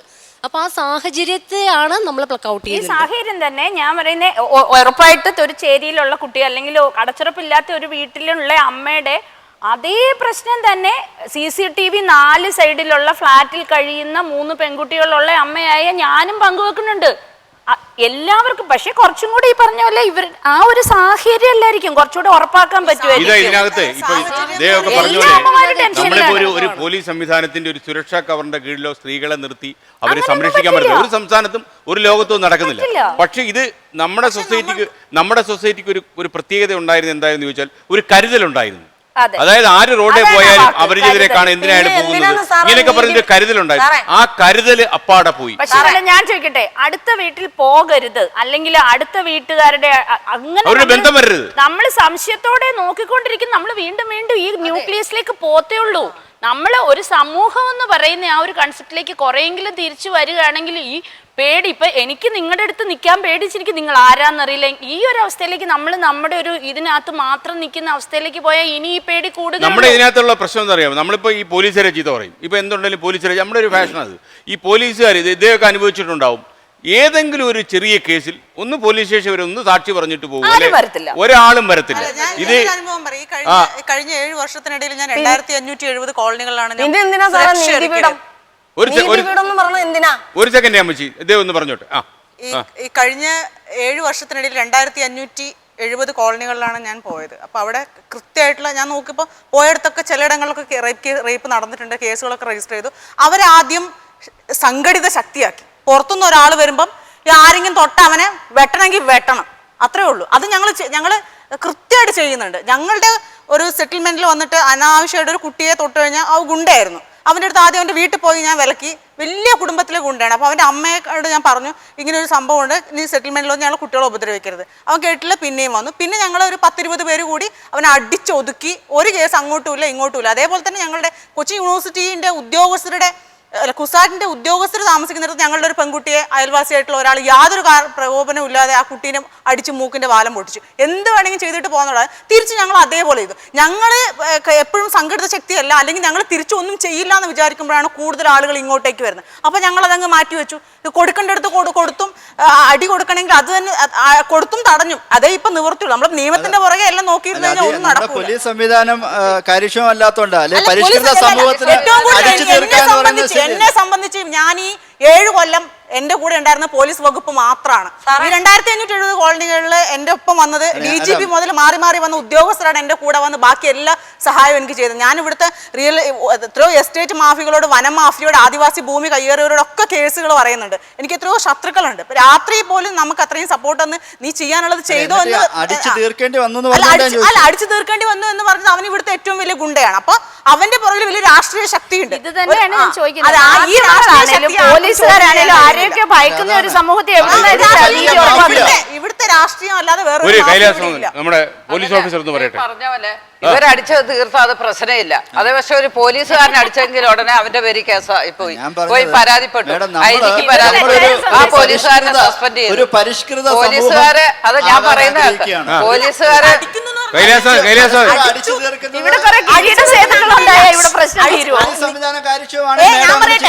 നിങ്ങൾ പത്രത്തിൽ കൊടുക്കും നായര് കല്യാണം കഴിക്കുമ്പോ SC/ST വേണ്ട, മുസ്ലിം കല്യാണം കഴിക്കുമ്പോൾ SC/ST വേണ്ട, ക്രിസ്ത്യൻ കല്യാണത്തിൽ എഴുതി വെക്കും SC/ST വേണ്ട. ഞങ്ങൾ എന്താ അങ്ങോട്ട് ചോദിച്ചു വരുന്നുണ്ടോ നായരെ കെട്ട് ഈഴവനെ കെട്ടുന്ന ഞങ്ങൾ അങ്ങോട്ട് പോകുന്നില്ല. പക്ഷെ റേപ്പ് കേസിൽ ഈ വിഭാഗത്തിലുള്ള ജാതിക്കാരെല്ലാവരും പ്രതികളായി ഉണ്ട് താനും. ഈ ഒരു കാര്യത്തിന് മാത്രം ഇവർക്ക് ആർക്കും അയിത്തമില്ല. അതുകൊണ്ട് ഞങ്ങൾ എന്തോ ആളുകളാണെന്ന് ധരിച്ചിട്ട് വളരെ ഞങ്ങൾ ഐക്യമില്ലായ്മ ഇതൊക്കെ ധരിച്ചിട്ടാണ് ആളുകൾ ഞങ്ങളെ കുട്ടികളെ. അതുകൊണ്ടാണ് ഞങ്ങൾ തിരിച്ച് അടി കൊടുക്കേണ്ടി വരുന്നത്. ശ്രദ്ധിച്ചേ, ഈ സർക്കാർ യൂണിഫോം പോലീസുകാർക്ക് കൊടുക്കുന്നുണ്ട്. എന്തിനാ? പാവങ്ങളെ കണ്ണുനീര് രക്ഷിക്കുന്നതിന് വേണ്ടിയാണ് സർക്കാർ യൂണിഫോം പോലീസുകാർ ഉപയോഗിക്കുന്നത്. സർക്കാർ അതിന് അവർക്ക് ശമ്പളം കൊടുക്കുന്നു. അത് എന്തിനാണ്? നീതിപീഠം എന്തിനാണ്? ആ നീതി ലഭിക്കാൻ വേണ്ടി സാധാരണക്കാരന്. എന്നിട്ട് എവിടെ നീതി ലഭിച്ചു? ആർക്കൊക്കെ ഈ ലോകത്ത് എത്ര അമ്മമാർക്ക് മക്കൾ നഷ്ടപ്പെട്ടിട്ടുണ്ട്, എത്ര മക്കൾക്ക് അമ്മമാർക്കും മക്കളും നഷ്ടപ്പെട്ടു, എത്ര മക്കൾക്ക് അങ്ങോട്ട് തിരിച്ചും അമ്മമാരും നഷ്ടപ്പെട്ടിട്ടുണ്ട്. എന്ത് നീതിപീഠം ഇവിടെ നടപ്പിലാക്കിയിട്ടുണ്ട്? ഈ സർക്കാർ യൂണിഫോം പോലീസുകാരെ ധരിക്കുന്നത് എന്തിനാ? അതാണ് ആവശ്യം. അമ്മച്ചി ഒരു സെക്കൻഡ്, ഇദ്ദേഹം പറയത് അദ്ദേഹത്തിന് പോലീസുകാരെ കുറിച്ച് പറയാം. സർക്കാർ യൂണിഫോം ഇട്ടിട്ടുണ്ടെങ്കിൽ ആ സത്യസന്ധോട് കൂറ് കാണിച്ച് ജോലി ചെയ്യണം. ചെയ്യുന്നില്ല എന്നാണ് അമ്മയുടെ അഭിപ്രായം അല്ലേ? സാറേ, വക്കീലുമാരും ചെയ്യുന്നുണ്ട്, പോലീസുകാരും ചെയ്യുന്നുണ്ട്, പോലീസ് ഉദ്യോഗസ്ഥന്മാർക്ക് ചെയ്യുന്നുണ്ട്. ഇതിനകത്ത് നല്ലവരുണ്ട് ചീത്തവരുണ്ട്. അത് തന്നെ ഇവിടെ വളം വരുന്നത്. ഈ പോലീസ് ഉദ്യോഗസ്ഥന്മാർക്ക് ഓരോ കാര്യങ്ങൾ ചെയ്യുന്നതിന് അവർക്കൊരു പരിധിയുണ്ട്. പരിധി വിട്ട് അവർക്ക് ചെയ്യാൻ പറ്റത്തില്ല. പിന്നെ ഇപ്പൊ ആണ് എല്ലാ കാര്യങ്ങൾക്കും വനിതാ പോലീസുണ്ട്, വനിതാ സെല്ലുണ്ട്, എന്തൊക്കെ വിഷയങ്ങളുണ്ടെങ്കിൽ ഈ വനിതാ സെല്ലിൽ ചെന്ന് നമ്മുടെ കാര്യങ്ങൾ പറയുക, വനിതാ പോലീസ് സ്റ്റേഷനിൽ ചെന്ന് കാര്യം പറയുക. അവർ നല്ല ഡീസന്റ് ആയിട്ട് അവിടുത്തെ SI-മാരും WPCs എല്ലാം നല്ലതായിട്ട് ചെയ്യുന്നുണ്ട്. അതുപോലെ ആണുങ്ങൾ പോലീസുകാരെ നമ്മൾ താഴ്ത്തിക്കെട്ടരുത്. അവരിന്ന് നല്ലപോലെ ജോലി ചെയ്യുന്നു. പിന്നെ അല്ല ചില ഒറ്റപ്പെട്ട കേസ് യഥാർത്ഥത്തില്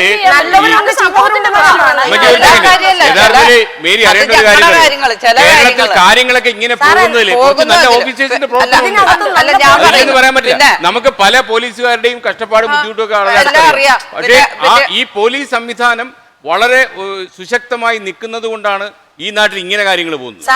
ഒരു ഇടപെടലും ഇല്ലാതെ ഇവരെ കുറച്ചുകൂടെ സ്ട്രെങ്ത് കൊടുക്കാൻ കണ്ടല്ലോ, ഇത് കുറച്ചുകൂടെ നീറ്റാവും.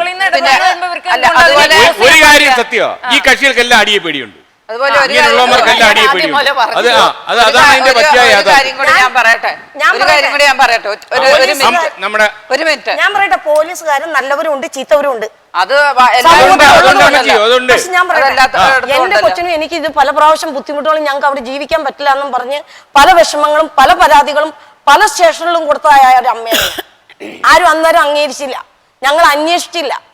ഇന്ന് വന്നത് എൻ്റെ കുട്ടീനെ കൊന്നു കഴിഞ്ഞു കഴിഞ്ഞപ്പോൾ സന്ധ്യമയുടെ സാറും കഴിഞ്ഞ ഇലക്ഷൻ പാസ്സായി ജയിച്ചു കഴിഞ്ഞപ്പോൾ ഇങ്ങനെ പ്രഖ്യാപിച്ചു എൻ്റെ കൊച്ചിൻ്റെ കേസ് നടത്താൻ വേണ്ടി പുതിയ പുതിയ പോലീസ് ഓഫീസർമാർ. അവർ സത്യസന്ധക്കാരാ, ഞാൻ അംഗീകരിച്ചു. കാരണം അവർ പറഞ്ഞിട്ടുള്ള മൊഴി അനുസരിച്ചാണ് ഞാൻ വിശ്വസിച്ച് ഇതുവരെ നിൽക്കുന്നത്. അവർ പറഞ്ഞ തെളിവെടുപ്പുകളെല്ലാം പറഞ്ഞ് തന്നതുകൊണ്ട് സത്യസന്ധമാണെന്ന് വിശ്വസിച്ച് ഞാൻ നിൽക്കുകയാണ്. പക്ഷെ ഇതിൻ്റെ ഉള്ളിൽ ഇതിനു മുമ്പ് ഞങ്ങൾക്ക് പല വിഷമങ്ങളും പല ബുദ്ധിമുട്ടുകളും ആലുവ വനിതാ പോലീസ് സ്റ്റേഷനിൽ, ആലുവ വനിതാ പോലീസ് സൂപ്രണ്ട് ഓഫീസിനകത്ത്, അതുപോലെ കുറുപ്പമ്പടി പോലീസ് സ്റ്റേഷനകത്ത് ഞാൻ കൊടുത്തിട്ടുള്ള ഓരോ കോപ്പിയും ഞാൻ സൂക്ഷിച്ചു വെച്ചിട്ടുണ്ട്. എന്തിനാണെന്നറിയാമോ? ആ പോലീസുകാരൊക്കെ അന്ന് ഞങ്ങളെ കുറിച്ച് അന്വേഷിക്കാൻ വന്നിരുന്നെങ്കിൽ ഇന്ന് എന്റെ കൊച്ചു മരിക്കില്ല. ജിഷയുടെ അമ്മ മൊത്തം 44 കേസുകളാണ് കൊടുത്തത്. അവർക്ക് കൃത്യമായിട്ടുള്ള പരിഗണന പോലീസിന്റെ ഭാഗത്ത് കിട്ടിയിട്ടില്ല. അതിനെ പക്ഷേ ഈ പോലീസുകാരുടെ ഉള്ളിൽ ചില പോലീസുകാരുടെ ഉള്ളിൽ ഒരു പൊതുബോധമുണ്ട്. ഈ ചേരി കിടക്കുന്ന ഇവൾ ഇത് അനുഭവിക്കേണ്ടതാണെന്നുള്ള ഒരു പൊതുബോധം ചില പോലീസുകാരിലെങ്കിലും ഉണ്ട്. ആ പോലീസുകാരാണ് മോശമുള്ളവരുണ്ട്, ജോലിയുടെ അമ്മയ്ക്ക് നീതി കൊടുക്കാത്ത പോലീസുകാരെന്ന് ഞാൻ അഭിപ്രായപ്പെടുന്നു. അതുകൊണ്ടാണ് ഈ പെണ്ണുങ്ങൾക്ക് എല്ലാവർക്കും ഇങ്ങനെ മരണം നടക്കുന്നത്, ഇങ്ങനെയുള്ള കൊലപാതകങ്ങൾ നമ്മുടെ കേരളത്തിൽ നടക്കുന്നത്. ഇത് സത്യസന്ധോടെ തന്നെ നീതി നടപ്പിലാക്കിയ ഒരു ഉണ്ടായിരുന്നെങ്കിൽ ഇത് നേരെ ഈ കേസൊക്കെ നേരെ തിരിഞ്ഞു വന്നേനെ. നേരെ വരാൻ തന്നെ സാറേ ഞാൻ ഒരു കാര്യം ചോദിക്കട്ടെ, ഇതിപ്പോ ജിഷ കേസ് നമ്മൾ പറഞ്ഞു, ഈ ജിഷ കേസിൽ ഞാനൊന്ന് പറഞ്ഞു, ജിഷ കേസിൽ ഇത് അകത്ത് വീടിന്റെ ഉള്ളിൽ നടന്ന സംഭവമാണ്. ബാംഗ്ലൂരിൽ ഇന്നാള് അതിലോട്ട് വരുവാണെങ്കിൽ ബാംഗ്ലൂരിൽ ഇന്നാള് പൊതുവഴിയിൽ വെച്ചിട്ടാണ് ഇങ്ങനെ ഒരു സംഭവം നടന്നത്. ഒരു കുട്ടി നടന്ന് 2:30 മണിക്ക് വന്നോണ്ട് വീട്ടിൽ വന്നോണ്ട് ഒരു സ്കൂട്ടർ വന്നു, കയറി പിടിച്ചു, ആ കുട്ടി ശരിക്കും ഫൈറ്റ് ചെയ്തു. ഇതിപ്പോ കാണുന്നത് നമ്മൾ എപ്പോഴും ഒരു റിയാക്റ്റീവ് സൊസൈറ്റിയാണ് എന്ന് പറഞ്ഞാൽ സംഭവം നടന്നു കഴിഞ്ഞ് നമ്മളൊക്കെ ചിന്തിക്കുന്നു, ഇതൊക്കെ കുറെ ചർച്ച ചെയ്യുന്നു.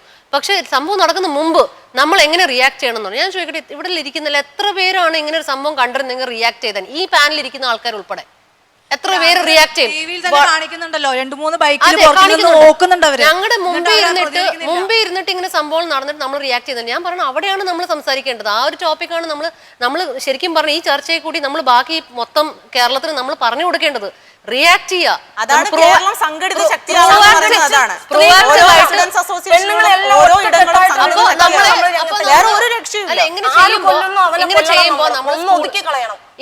അല്ല സ്കൂളുകളായാലും കോളേജുകളായാലും ഇനി വരുന്ന തലമുറകളായാലും നമ്മൾ പറഞ്ഞു കൊടുക്കേണ്ട കാര്യമാണ്. ഇങ്ങനെ ഒരു സംഭവം നടന്ന ഒരു ബൈസ്റ്റാൻഡർ ഇഫക്റ്റ് വരും. ഈ ബൈസ്റ്റാൻഡർ ഇഫക്റ്റ് എന്താണെന്ന് അറിയാം? ഈ ബൈസ്റ്റാൻഡർ ഇഫക്റ്റ് എന്ന് പറഞ്ഞാൽ ഒരു സംഭവം നടക്കുകയാണ്, അന്നത്തെ എത്ര ആൾക്കാർ കൂടുതലുണ്ടോ അത്രയും കുറവായിരിക്കും നമ്മുടെ പ്രതികരണ ശേഷി. എന്നുവെച്ചാൽ 100 ആൾക്കാരുണ്ടെങ്കിൽ നമ്മൾ ആരും അനങ്ങൂല. അതേസമയത്ത് 2 ആൾക്കാരുണ്ടെങ്കിൽ ഒരാൾ അനങ്ങും. അതുകൊണ്ടാണ് ഈ വീട്ടിൽ നിന്ന് തന്നെ തുടങ്ങണമെന്ന് പറഞ്ഞ സാമൂഹ്യ പ്രതിബദ്ധത നഷ്ടപ്പെടുന്നതിന്റെ കാരണം പറഞ്ഞു. ഞങ്ങള് സജസ്റ്റ് ചെയ്യുന്ന അല്ലെങ്കിൽ എല്ലാം ഓരോ സ്ഥലത്ത് അവയർനെസ് നടത്തുമ്പോൾ പറയുന്ന ഒരു കാര്യമാണ് റിയാക്ട് ചെയ്യുക. നമ്മൾ ഒരിക്കലും വിക്ടിമിന് ഷെയിം ചെയ്യരുത്. എന്ന് വെച്ചാൽ വിക്ടിം അല്ലെങ്കിൽ ഈ ഇറാന്ന് പറയുന്ന ഒരു വാക്ക് നമ്മൾ ഉപയോഗിക്കാൻ പാടില്ല. ഈ സംഭവിച്ചിരിക്കുന്ന കുട്ടീനെ നമ്മൾ ഒരിക്കലും കുറ്റപ്പെടുത്തരുത്. അവരുടെ ഡ്രസ്സോ അതൊന്നും നമ്മൾ കുറ്റപ്പെടുത്തരുത്. ആ നടന്നിരിക്കുന്ന കാര്യങ്ങളും നമ്മൾ മനസ്സിലാക്കേണ്ടത് അവരുടെ കുറ്റമല്ല, ഇതൊരു സമൂഹത്തിന്റെ ഫെയിലിയർ ആണ്, നമ്മളെല്ലാവരുടെയും ഫെയിലിയർ ആണ്. മനസ്സിലായോ? ഇപ്പൊ ആ സാറ് പറഞ്ഞില്ലേ എന്റെ പരാതികൾ ആ സാറിന് കണ്ടിട്ടുള്ളത്, എന്തുകൊണ്ടാ പോലീസുകാരെ അന്വേഷിച്ചില്ല? അത് നടന്ന സംഭവം. ഒരു സെക്കൻഡ്, ഈ അഡ്വക്കേറ്റന്മാരെ കുറ്റം പറഞ്ഞു. അവർക്കൊരു കേസ് കിട്ടിയാൽ അവര് അത് വാദിച്ച് ജയിച്ചാലാണ് അവർക്ക് അതിന് കാശ് കിട്ടുള്ളൂ. അവർക്ക് ഗവൺമെന്റിൽ നിന്നൊന്നുമില്ല. അങ്ങനെയാണ് അവരുടെ ഉപജീവനമാർഗം കഴിയുന്നത്. അവരെ കുറ്റം പറഞ്ഞിട്ട് കാര്യമുണ്ട്. അവരെന്തും വാദിക്കും. അപ്പൊ നമ്മൾ അവരെ കുറ്റം പറഞ്ഞിട്ട് ഒരു കാര്യമില്ല. വെറുതെ വാദിച്ചിട്ട് കാര്യമില്ല. ഒരു കൊല നടത്തിയ കൊലയാളെ കൊല്ലണം, കേസ് നടത്തിയ വക്കീൽ അതാണ് ഉചിതമായി. നമ്മുടെ നാട്ടിലെ നിയമം അനുസരിച്ചല്ലേ ചെയ്യാൻ പറ്റൂ. അത് നിയമം എന്ത് നിയമമാണ് നടപ്പിലാക്കിയേക്കണം ഇതുവരെ. ഈ നീതിപീഠത്തിന്റെ നീതിപീഠത്തിന്റെ നേരെ എന്ത് നിയമം ഇവിടെ നടപ്പിലാക്കിയിട്ടുണ്ട്? അക്ഷരം മിണ്ടുന്നില്ല. ഈ കുട്ടികളാണ് ഒരു അക്ഷരം മിണ്ടാത്തത്. ഈ കേസ് ശിക്ഷിക്കും എന്ന് തന്നെ നമുക്ക് പ്രതീക്ഷിക്കാം. ഈ കേസിലെ അവന് നീതിപീഠവും ന്യായാവധികളും ഞാൻ തന്നെയാവും. ഞാൻ പറഞ്ഞിട്ടുണ്ട്. ഞാൻ ഈ ഷോ അവസാനിപ്പിക്കുമ്പോൾ എനിക്ക് അങ്ങയുടെ ഒരു അഭിപ്രായം അറിയേണ്ടത്, അതായത് നമ്മുടെ നാട്ടിൽ ഈ ഇരിക്കുന്ന ഈ പുതിയ തലമുറ, ഈ പെൺകുട്ടികൾ, ഇവർക്കൊക്കെ സ്വതന്ത്രമായി വളരണം. ഈ നാട്ടിൽ ഇങ്ങനെ ഒരു സാഹചര്യം വളർത്താൻ പാടില്ല. ഇപ്പം നമ്മളിപ്പോൾ ബാംഗ്ലൂരിലെ ഒരു കുട്ടിയായാലും, ഡൽഹിയിലെ ഒരു കുട്ടിയായാലും, പെരുമ്പാവൂരിലെ കുട്ടിയായാലും, ഇപ്പോൾ ഏറ്റവും അവസാനം നിലമ്പൂരിലെ ഒരു മാധ്യമ പ്രവർത്തകയായാലും, എല്ലാവർക്കും നേരിടേണ്ടി വരുന്ന പ്രശ്നങ്ങൾക്ക് ചില സാമ്യമുണ്ട്, ചില സ്വഭാവങ്ങളുണ്ട്. ഈ സ്വഭാവ രീതി വളർന്നു വരുന്നതിന് ചില മാനസിക പ്രശ്നങ്ങളും സാമൂഹിക സാഹചര്യമൊക്കെ ഉണ്ടാകും. അതില്ലെന്നൊന്നും പറഞ്ഞിട്ട് കാര്യമില്ല. ഒരു പോലീസ് സംവിധാനത്തിൻ്റെ നേരെ ചീത്ത വിളിച്ചിട്ട് നമുക്ക് കൈ കഴുകാനും പറ്റില്ല. അങ്ങ് ഈ കേസുമായിട്ട് ഇത്ര 12 കൊല്ലക്കാലം നടന്ന ഒരു പിതാവ്, ഈ പീഡനം മുഴുവൻ ഏറ്റുവാങ്ങിച്ച ഒരു പിതാവ് എന്ന നിലയിൽ അങ്ങ് കേരളത്തിൽ ഇപ്പം അങ്ങയുടെ മുഖ്യമന്ത്രി വിളിച്ച് ചോദിക്കുക ഞാൻ എന്താ ചെയ്യേണ്ടത് എന്ന് ചോദിച്ചാൽ അങ്ങ് എന്തായിരിക്കും പറയുക? ഞാൻ പറഞ്ഞു കൊടുക്കുന്നത്, ആദ്യമേ ചെയ്യേണ്ടത് ഒരു കേസുണ്ടായാൽ അതിൻ്റെ സ്വതന്ത്രമായിട്ട് അന്വേഷിക്കാനായിട്ട് പോലീസ് ഉദ്യോഗസ്ഥർക്ക് അനുവാദം കൊടുക്കുക, സ്വാതന്ത്ര്യം കൊടുക്കണം. അവർ അന്വേഷിച്ച് അത് കണ്ടുപിടിക്കാനുള്ള സ്വാതന്ത്ര്യം കൊടുക്കണം. അല്ല അത് ചെയ്യണ്ട, അവനെ പിടിക്കരുത് എന്ന് പറയരുത്. കുറ്റവാളി ആരോ അവനെ ശിക്ഷിക്കാനുള്ള അവസരം അവർക്ക് കൊടുക്കുക. അതുപോലെ കോടതിയിൽ നമ്മളെ നിയമങ്ങൾ പൊളിച്ചിടണം. ഈ അമ്മ പറഞ്ഞ പോലെ 6 മാസം അതായത് ജില്ലാ കോടതിയിൽ ജഡ്ജി എന്ത് ശിക്ഷ കൊടുക്കുന്നോ ആ ശിക്ഷയ്ക്ക് മുകളിലോട്ട് വേറൊരു കോടതി ഇല്ലയെന്ന് വരുത്തണം. അല്ലെങ്കിൽ ജില്ലാ കോടതി പോയി, ഹൈക്കോടതി പോയി, സുപ്രീം കോടതി പോയി, അവനവൻ്റെ വീട്ടിൽ പോയി. അതുകൊണ്ട് അത് 2 കാര്യങ്ങളാണ് മെയിനായിട്ട് നടക്കേണ്ടത്. പിന്നെ മാതാപിതാക്കളും സാറ് പറഞ്ഞ പോലെ ശ്രദ്ധിക്കുക. ശ്രദ്ധിച്ചില്ലെന്നല്ല, ഇനിയുള്ള കുട്ടികൾക്ക് ഇവർക്കൊന്നും വരാതിരിക്കാൻ വേണ്ടി അവരോട് ശ്രദ്ധിക്കുക. എന്നും പറഞ്ഞാൽ അവരെ പുറത്ത് വിടാതിരിക്കരുത്, പുറത്ത് വിടണം, ധൈര്യസമേതം വിടണം. പറഞ്ഞോളൂ മോളെ, പറഞ്ഞോളൂ. ഇനി നിങ്ങൾ 2-3 പേർക്ക്. സാർ, ഞാനൊരു കാര്യം പറയട്ടെ. ഇപ്പോ പുരുഷന്മാരെ സംബന്ധിച്ചാണെങ്കിൽ സ്ത്രീകൾ തീർത്തും ബലഹീനരാണ്. പുറത്ത് ഇപ്പോ ഇന്ത്യക്ക് പുറത്തുള്ള രാജ്യങ്ങളെ വെച്ച് നോക്കുകയാണെങ്കിൽ സ്ത്രീകൾക്ക് കുറച്ചുകൂടെ ആനുകൂല്യങ്ങൾ ലഭിക്കുന്നുണ്ട്. ഒരു പെൺകുട്ടി ജനിച്ചു കഴിഞ്ഞാൽ അവരുടെ ജനനം തൊട്ട് വിദ്യാഭ്യാസം വരെ ആ സർക്കാർ ഏറ്റെടുത്ത് നടത്തുന്നത് നമുക്ക് കാണാൻ സാധിക്കുന്നുണ്ട്. ഇപ്പോൾ കേരളത്തിൽ ജിഷ വധക്കേസിലാണെങ്കിൽ പോലും ആ പ്രതി ആ വീട്ടിലേക്ക് കിടക്കാൻ സാധിച്ചത് അടച്ചുറപ്പില്ലാത്തൊരു വീടായിരുന്നു അവരുടെ. ആ പെൺകുട്ടിക്ക് അല്ലെങ്കിൽ ഒരു പെൺകുട്ടിയുടെ അമ്മ എന്ന നിലയ്ക്ക് ആ കുടുംബത്തിന് അതിൻ്റെതായ ആനുകൂല്യങ്ങൾ ലഭിക്കാൻ സാധിച്ചിട്ടില്ല. അതുപോലെ ആദിവാസി പെൺകുട്ടികളാണെങ്കിലും പലവിധ ബലാത്സംഗങ്ങൾക്കും അല്ലെങ്കിൽ പീഡനങ്ങൾക്കും ഇരയായിട്ട് കുഞ്ഞുങ്ങൾക്ക് ഇന്നും ജന്മം കൊടുക്കുന്നുണ്ട്. അതുപോലെ ഇപ്പോഴും നിയമത്തിൻ്റെ കണ്ണിപ്പെടാതെ ഇപ്പോഴും പല പെൺകുട്ടികളും ഇതിനിരയായിക്കൊണ്ടിരിക്കുകയാണ്.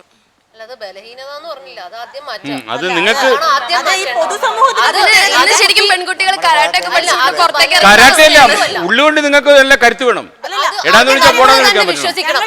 നാട് മാത്രം വിശ്വസിച്ചാൽ പോകണം, നമ്മൾ തന്നെ വിചാരിക്കണം. നിങ്ങൾ ധൈര്യമായിട്ട് വിശ്വസിച്ചുള്ള ഒരു കാര്യം ഞാൻ എല്ലാ പുരുഷന്മാർക്കും വേണ്ടി പറയാം. കുറച്ച് പുരുഷന്മാരെ അത് വിട്ടേരെ, കുറേ മാന്യന്മാർ. അതായത് ഒരു സ്ത്രീയെ അപമാനിക്കുന്ന ഒരു പുരുഷന്റെ മുഖത്ത് നോക്കി നല്ലതുപോലെ ആട്ടുന്ന ഒരു പുരുഷനുണ്ടല്ലോ, ഒരു പെണ്ണ് ആട്ടിയാൽ പുരുഷന് പിടിച്ചിരിക്കാൻ പറ്റത്തില്ല. അത് തന്നെയാണ് സാർ. ഇപ്പൊ ഈ മാഡം പറഞ്ഞു പെണ്ണുങ്ങള് ബയോളജിക്കലി അവർ അത് ഈ മാഡം അമേരിക്ക നഴ്സിംഗ് പഠിച്ചതിന്റെ കുഴപ്പം. അമേരിക്ക പോയി നഴ്സിംഗ് വെരി സ്ട്രോങ്. അതായത് നിങ്ങളൊന്ന് ആലോചിച്ച് നോക്ക്, രാവിലെ മുതൽ ഒളിമ്പിക്സ് കണ്ടായിരുന്നു. ഒളിമ്പിക്സ് ഞാൻ ചോദിക്കട്ടെ, 1 കോടി അത്രല്ല, 1 ബില്യൺ ആൾക്കാരുണ്ട് നമ്മുടെ ഇന്ത്യയിൽ. അതിനകത്ത് ഒരു PV സിന്ധു ആണ് ഒളിമ്പിക്സ് ജയിച്ചത്. അത് ഒരിക്കലും നമ്മൾ ബയോളജിക്കലി വീക്കാന്ന് ഒരിക്കലും പറയരുത്. വീക്കാന്നല്ല പറഞ്ഞു. ഇപ്പൊ മാഡം പറഞ്ഞു അങ്ങനെ നിങ്ങളല്ല നിങ്ങൾ വിശ്വസിച്ചാലേ ഞാൻ സ്ട്രോങ് ആണ്. അതുകൊണ്ട്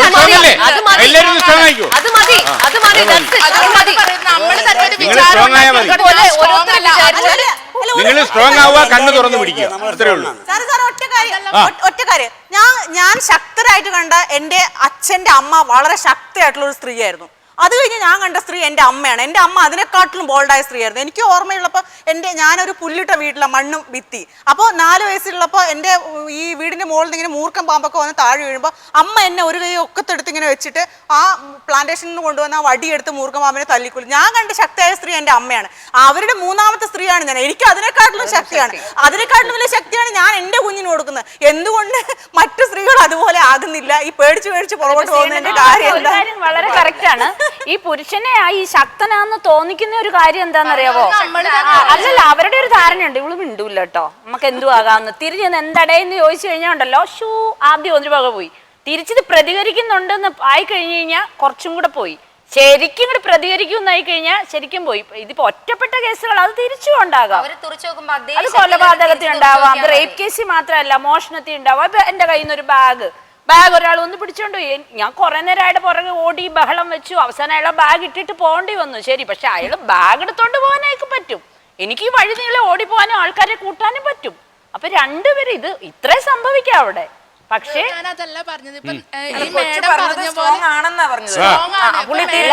സ്ട്രോങ് അല്ലെന്നല്ല പറഞ്ഞ, പുരുഷൻ എവിടെയാണ് വീക്ക് ആവുന്നതെന്ന് പറഞ്ഞ ഇവന്റെ സ്ട്രെങ്ത് എന്ന് പറയുന്നത് ഈ കുട്ടി പ്രതികരിക്കില്ലെന്നുള്ള ഒരു പുതപ്പണിഞ്ഞ ആ സ്ട്രെങ്തിലാണ് വരുന്നത്. ആ ഒരു ബസ്സിൽ നോക്കിയോ, ഒരു തോണ്ടുന്ന ഒരു പെൺമക്കളെ ധൈര്യത്തോടെ പുറത്തുവിടാൻ ഇന്നത്തെ അമ്മമാര് അതിന് ധൈര്യത്തോടെ ഒരാളോട് ഇതുപോലെ പ്രതികരിച്ചിട്ട് വന്നാൽ നിന്റെ കുഴപ്പം ഞാൻ പറയണം. എന്നിട്ട് വേണം മക്കളോട് കാര്യം ചോദിക്കട്ടെ, ഈ കൂട്ടത്തില് എല്ലാവരും എന്ത് വന്നാലും ധീരതോട് ശക്തിയെടുത്ത് നേരിടുന്ന ആരൊക്കെ പറയും? ആരൊക്കെ തയ്യാറാ? ഞാൻ പറയും. അങ്ങനെ എല്ലാവരും ഉണ്ടെങ്കിൽ ഈ ലോകത്ത് എല്ലാ കൊലപാതകളെയും നമ്മളോ അപ്പോഴുള്ള കൊലപാതകളെ ഇങ്ങനെ എല്ലാവരും വരണം. ഈ ലോകത്തുള്ള എല്ലാ കുട്ടികളും പെണ്ണുങ്ങളും ശക്തമായിട്ട് പ്രവർത്തിക്കണം. ഇവിടെ നമ്മൾ എല്ലാവരും മനസ്സിന് ശക്തി പ്രാപിച്ചാലും ചില വാർത്തകൾ കേൾക്കുമ്പോൾ നമുക്ക് തളർച്ച പോലെ വരുന്നത്. അതുപോലെ തന്നെ മാതാപിതാക്കള് ഞങ്ങളിപ്പോ പുറത്തോട്ട് പോകാനാണെങ്കിലും മടി കാണിക്കുന്നത് ഇതുപോലുള്ള വാർത്തകൾ കണ്ടിട്ടാണ്. അതുകൊണ്ട് ഇപ്പൊ എന്താ പറയാ, ഞങ്ങളെ സംരക്ഷിക്കേണ്ടവര് ഞങ്ങളുടെ കൂടെ നിൽക്കുകയാണെങ്കിൽ ഞങ്ങൾക്ക് ഉറപ്പായിട്ടും ഞങ്ങളുടെ മനസ്സിനെ കൊണ്ട് ഞങ്ങൾക്ക് ശക്തി പ്രാപിക്കാനായിട്ട് സാധിക്കും. അത് ആദ്യം മോളെ നമ്മൾ മനസ്സുകൊണ്ട് തീരുമാനിക്കണം. ഇയാളിപ്പോ കർണാടകത്തിലും ബാംഗ്ലൂരിലും ഒക്കെ ഡ്രൈവ് ചെയ്ത് പോയിട്ട് ആളിനെ ഇറക്കി ഒറ്റയ്ക്ക് തിരിച്ചു വണ്ടി ഓടിച്ചു വരുന്നു. അപ്പൊ ഇത് ഇയാൾ അതേസമയം വേണമെങ്കിൽ കൊച്ചിയിൽ വണ്ടി ഓടിക്കുന്ന ആളാണ്. ഇത് ഇനി കർണാടകത്തിലൊക്കെ പോയി കഴിഞ്ഞാൽ അപകടമാണ്. അതുകൊണ്ട് കൊച്ചി തന്നെ കിടക്കാൻ തീരുമാനിച്ചാൽ ഒന്ന് അന്നം മുട്ടും. ഒന്ന് നഴ്സിംഗ് പഠിക്കുന്ന വിദ്യാർത്ഥികളാണ്. അതുകൊണ്ട് തന്നെ പല മേഖലകളിൽ ഇറങ്ങി പ്രവർത്തിക്കേണ്ടതായിട്ട് ഞങ്ങൾക്ക് വരും. അതുകൊണ്ടാണ് മാത്രമല്ല എനിക്ക് തോന്നുന്നറിയാമോ, കേരളത്തില് ഈ സ്ത്രീ സമൂഹം തന്നെ ഈ രംഗത്തേക്ക് വന്നു കഴിഞ്ഞാലുണ്ടല്ലോ പകുതി പ്രശ്നവും തീരും. കുറെ മാർഷൽ ആർട്സ് ഒക്കെ നിങ്ങൾക്ക് വേണ്ടി വരും കേട്ടോ. നിങ്ങൾ അതൊക്കെ പഠിക്കണം. കാരണം ഈ പ്രായത്തിലുള്ള മക്കളുള്ള ഒരു അമ്മ എന്ന നിലയ്ക്ക് പറയണം, എന്റെ മക്കൾ വെളിയിൽ പോയാൽ ഞാൻ ചോദിക്കാറുണ്ട് എവിടെയാണ് പോകുന്നത്. എനിക്ക് ഇന്റീരിയർ ഡിസൈൻ ആണ് എന്റെ ബിസിനസ്. ഈ ഡിസൈൻ നല്ല ഡെക്കറേഷൻ ആണ്. ഇതൊരു മെയിൽ ഡോമിനേറ്റഡ് ഫീൽഡ് ആണ്. എന്ന് പറഞ്ഞാൽ 10 ആൾക്കാരുണ്ടെങ്കിൽ 9 ആൾക്കാരും ആണുങ്ങളാണ്. ഈ വർക്ക് ചെയ്യുന്ന ആൾക്കാർ ഈ പറഞ്ഞ ഭായികളാണ് ഈ വർക്ക് ചെയ്യാൻ വരുന്നത്. ഇന്നത്തെ ഒരു സംഭവം വന്ന് ഈ ഞാനും അമ്മയും കൂടിയാണ് നടത്തുന്നത്. അമ്മയുടെ കാര്യം പറഞ്ഞു. എന്റെ അച്ഛൻ എനിക്ക് 8 വയസ്സുള്ളപ്പോൾ മരിച്ചാണ്. 3 പെൺമക്കളെ വളർത്തിയാണ്. അപ്പൊ ആ സ്ത്രീ ശക്തി കണ്ടിട്ടാണ് നമ്മൾ വളരുന്നത്. ഈ വരുന്ന ആൾക്കാർ ഭായികള് അവർ പറഞ്ഞ രീതി ജോലി ചെയ്തില്ലെങ്കിൽ നമ്മൾ പൈസ കൊടുക്കാതെ വരുമ്പോൾ അവരെന്ത് ചെയ്യും? അവരുപയോഗിക്കുന്ന വാക്കുകൾ നമ്മൾ മലയാളികൾ പോകുന്ന ആ ലെവൽ പോലും അല്ല. അതിനെക്കാട്ടി നല്ല തെറികളാണ് ഇവരെ വിളിക്കുന്നത്. ഈ വിളിക്കുന്ന അന്നത്തെ ഒരാൾ എന്നെ 2.5 വർഷം എന്നെ സ്റ്റോക്ക് ചെയ്തിട്ടുണ്ട്. 2.5 വർഷം ഫോണിൽ ഒരു ദിവസം 75 കോൾ വരും. ഈ പറഞ്ഞ കുട്ടികളോട് ഞാൻ ചോദിക്കണം, എത്ര പേര് അത് പേടിച്ചിട്ട് പോകും? എന്നോട് പറഞ്ഞിരിക്കുന്നത് എനിക്ക് മക്കളുണ്ട്, മക്കളെ പിടിക്കും, എൻ്റെ വണ്ടി തല്ലിപ്പൊളിക്കും, എൻ്റെ ഓഫീസ് തല്ലിപ്പൊളിക്കും, എൻ്റെ അമ്മയെ എന്നാൽ എത്രയോ കാര്യങ്ങളാണ് എന്നെ ഫോണിൽ കൂടി പറഞ്ഞിട്ടുണ്ട്. പേടിച്ചിട്ടൊക്കെ ഞാനും ഉണ്ട്. പക്ഷെ പേടിച്ച് എനിക്ക് 2 ഓപ്ഷൻ ഉണ്ടായിരുന്നു. ഒന്ന് പുറകോട്ട് പോവാം, ഒന്ന് മുമ്പോട്ട് പോവാം. പുറകോട്ട് പോയാലുള്ള പ്രശ്നം എന്താണെന്ന് വെച്ചാൽ അയാൾക്കറിയാം എന്നെ പോലെ ഇവിടെ വേറെ പല സ്ത്രീകളോട് ഇത് ഇറക്കാൻ പറ്റും. അതാണ് ഏറ്റവും വലിയ എനിക്ക് ശക്തി തന്നത് സംസാരിക്കാൻ. രണ്ടാമത്തെ കാര്യം എന്ന് വെച്ചാൽ ഞാൻ ഇത് എൻ്റെ കുട്ടിയോട് എങ്ങനെ പറയും? ഇങ്ങനെ എനിക്ക് സംഭവം, നീ ധൈര്യത്തോടെ മുന്നിൽ പൊക്കോ എന്ന് ഞാൻ എങ്ങനെ പറയും? അപ്പോൾ ഞാൻ ചെയ്തത് എന്താണ്? ഞാൻ പറഞ്ഞു താൻ എന്ത് വേണമെങ്കിലും ചെയ്തു. ഞാൻ ഒരു പോലീസുകാരനെ ഞാൻ വിളിച്ചില്ല. പക്ഷേ ഞാൻ പറഞ്ഞു എന്ത് വേണമെങ്കിലും ചെയ്തോ. ആൾ 2.5 കൊല്ലം ഇത് ചെയ്തു. ഞാൻ അയാളുടെ ഫോൺ കട്ട് അയാൾ വേറെ ഫോണിൽ നിന്ന് വിളിക്കും. പക്ഷേ സൈബർ സെല്ലിൽ തീരുമില്ല. എനിക്ക് ഒരു കോളേ വേണ്ടൂ, നേരെ പോലീസിൽ പരാതിപ്പെട്ടു. മാഡം അതൊക്കെ ചെയ്തു. അവസാനം ഞാൻ കമ്മീഷണറിനെ വിളിക്കേണ്ടി വന്നു. പക്ഷെ അതിലൊന്നും അല്ല നിന്നത്. അതുകൊണ്ടല്ല നിന്നത് എന്താന്ന് വെച്ചാൽ അയാൾ വിളിക്കുന്ന ബീഹാറിൽ നിന്നും യു പിന്നാണ്. അവിടെ ഒരു സൈബർ സെല്ല് നമ്മുടെ കേരളത്തിൽ നിന്ന് എത്രയോ കേസുകൾ എടുക്കുമ്പോൾ അവർ അവിടെ യു പി പോയി എടുക്കാൻ നോക്കാൻ പോകുന്നില്ല. അയാൾ അവിടെ നിന്ന് പല നമ്പറിൽ നിന്ന് വിളിക്കുമ്പോൾ നമ്മൾ ഫസ്റ്റ് പോയിന്റ് ആയിട്ട് നമ്മൾ പ്രതികരിക്കണം. ഞാൻ പറഞ്ഞു താൻ എന്ത് വേണമെങ്കിലും ചെയ്തു, എന്ത് വേണമെങ്കിലും ചെയ്തു എന്ന് പറഞ്ഞു. ഞാൻ പറഞ്ഞു ആ ഒരു ധൈര്യത്തോടെ നമ്മൾ മുമ്പോട്ട് പോയാൽ നമുക്ക് പോലീസിന്റെ ശക്തമായ ഇത്തരം ഒരു കാര്യം വന്നാല് ഒരു മാധ്യമപ്രവർത്തക എന്ന നിലയ്ക്ക്, ഒരു അമ്മ എന്ന നിലയ്ക്ക് എനിക്ക് തീർച്ചയായിട്ടും പറയാനുള്ളത് എന്ത് വേണേ ചെയ്തോന്ന് പറയലൊക്കെ കൊള്ളാം. പക്ഷെ ഞാൻ ചെയ്തിട്ടുണ്ട് ഇത് പറഞ്ഞോലേ നമ്മൾ തെറ്റായ മെസ്സേജ് കൊടുക്കാൻ പാടില്ല. കാരണം അറിയോ, അതായത് ഈ നാട്ടിൽ നമ്മുടെ ഞാൻ അറിഞ്ഞിരിക്കണം, പ്രതികരിച്ചിരിക്കണം. അല്ലാതെ അതൊക്കെ സ്ത്രീകൾ ശക്തരാകണം, അവർക്ക് കരുതലോടെ അവർ നീങ്ങാൻ പറ്റണം, മറ്റുള്ള സമൂഹത്തിലെ മറ്റാളെ പിന്തുണ വേണം. അതേസമയം ഒരു പോലീസ് സംവിധാനം എന്ന് പറഞ്ഞാൽ കേരളത്തിൽ നിങ്ങൾ ധൈര്യമായിട്ട് വിശ്വസിച്ചോളൂ, ഒരുപാട് നല്ല പോലീസ് ഓഫീസർമാരുള്ള ഒരു സംസ്ഥാനമായത്. അതായത് ഒരുപാട് അഴിമതി കുറഞ്ഞൊരു സംസ്ഥാനമാണ് കേരളം മറ്റുള്ള സംസ്ഥാനവും. അതുകൊണ്ട് ഇവരുടെ ഒരു സാന്നിധ്യം നമ്മൾ നിഷേധിക്കുന്നു. കാരണം ഇവർക്ക് പലതും ചെയ്യാൻ പറ്റും. ഞാൻ പോയിട്ടുണ്ട്. സാർ ഇവിടെ കേട്ടെ, നല്ല പോലീസ് ഓഫീസർമാർ ജോലി ചെയ്യുകയാണെങ്കിൽ അവരെ 2 ദിവസത്തിനുള്ളിൽ അവരെ പുറത്താ മാറ്റും. അവരെ ജോലി അവരെ സസ്പെൻഡ് ചെയ്യും. അങ്ങനെയാണ് രാമേന്ദ്രൻ അങ്ങനെ മിക്ക സ്ഥലത്തും നടക്കുന്നത്. സന്ധ്യ മാഡം തുടരുക നല്ല രീതിയിൽ ജോലി ചെയ്യുന്നവരെ മാറ്റുകയാണ്. ഒരുപാട് പേര് അല്ലാത്തവർ തുടരുന്നുണ്ട്, ഒരുപാട് പേര് തുടരുന്നുണ്ട്. ഇപ്പൊ എന്റെ ജിഷയുടെ കേസിന് നടത്തുന്ന സാർമാരൊക്കെ നല്ലതാ, ഞാൻ സമ്മതിച്ചു. തെളിവുകളെല്ലാം സത്യസന്ധോട് തന്നെയാണ്. അവര് പറഞ്ഞ മൊഴി അനുസരിച്ച് ഞാൻ വിശ്വസിച്ചിരിക്കുകയാണ്. ചേച്ചിക്ക് എന്തോ പറയണം. ഓക്കെ പറഞ്ഞോളൂ. നമ്മള് ഈ രണ്ടുപേരുടെ മേഡം പറയുന്നുണ്ടായിരുന്നു പെണ്ണുങ്ങൾക്ക് ശക്തി വേണമെന്ന്. പക്ഷെ പെണ്ണുങ്ങൾ എത്ര ശക്തി എടുത്താലും ഇപ്പൊ ഞാനൊന്ന് പ്രതികരിച്ചു, പക്ഷെ അതിന്റെ റിവെഞ്ച് ചെയ്യാൻ വേണ്ടി അയാൾ പിന്നെ എന്റെ പുറകെ വരുവാണെങ്കിൽ ഇപ്പൊ എനിക്ക് സപ്പോർട്ട് ചെയ്ത ഈ സമൂഹം തന്നെ പറയും ഞാനൊരു പെണ്ണാണ്, ഞാൻ അങ്ങനെ ആദ്യം പ്രതികരിക്കാൻ പാടില്ലായിരുന്നു, ഞാൻ ക്ഷമിച്ചു വിടണമായിരുന്നു. ഇപ്പൊ ഇത്രയും സപ്പോർട്ട് ചെയ്ത ഇപ്പൊ ഇവിടെ നിൽക്കുന്ന മേഡംസും സാർമാരൊക്കെ തന്നെ പറയും പെണ്ണ് ഒരിക്കലും ഇല്ല മേഡം. ഇപ്പൊ ഇവിടെ ഇത്രയും പേരെ പറയുള്ളൂ, പക്ഷെ ഈ സമൂഹം അങ്ങനെയല്ല.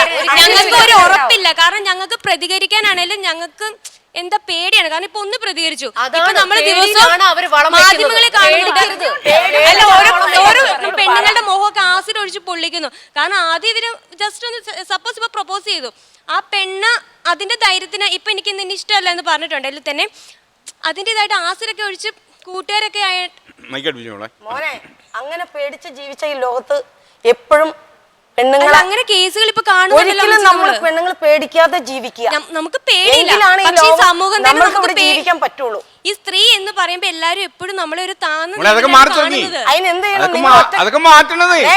പക്ഷെ നമ്മള് സ്ത്രീ ഒരു ശക്തിക്ക് മുന്നിൽ ഒരിക്കലും സ്ത്രീക്ക് പിടിച്ചേക്കാൻ പറ്റില്ല. നമ്മൾ തന്നെ കുഴപ്പമെന്ന് പറഞ്ഞാൽ പിന്നെ നാട്ടിൽ മാറൂ, നമ്മൾ തന്നെ ആദ്യം മാറും. ഇനി വരുന്നില്ല. ആ കുട്ടി പറഞ്ഞൊരു കാര്യമുണ്ട്, ആ കുട്ടിയിൽ പറഞ്ഞതില് പേടി ഒരു ഭാഗം അത് നമ്മളൊക്കെ സമ്മതിച്ചു. അതല്ലാതെ അതിന് പേടിക്കരുതെന്ന് നമ്മൾ പറഞ്ഞു. രണ്ടാമത്തെ കാര്യം വീട്ടുകാർ തന്നെ അല്ലെങ്കിൽ നാട്ടുകാർ തന്നെ നമ്മൾ എന്ത് പറയും എന്നുള്ളതാണ് നമ്മുടെ രണ്ടാമത്തെ കാര്യം. നമ്മളെ പിടിപ്പിച്ച കാര്യം ഒന്ന്.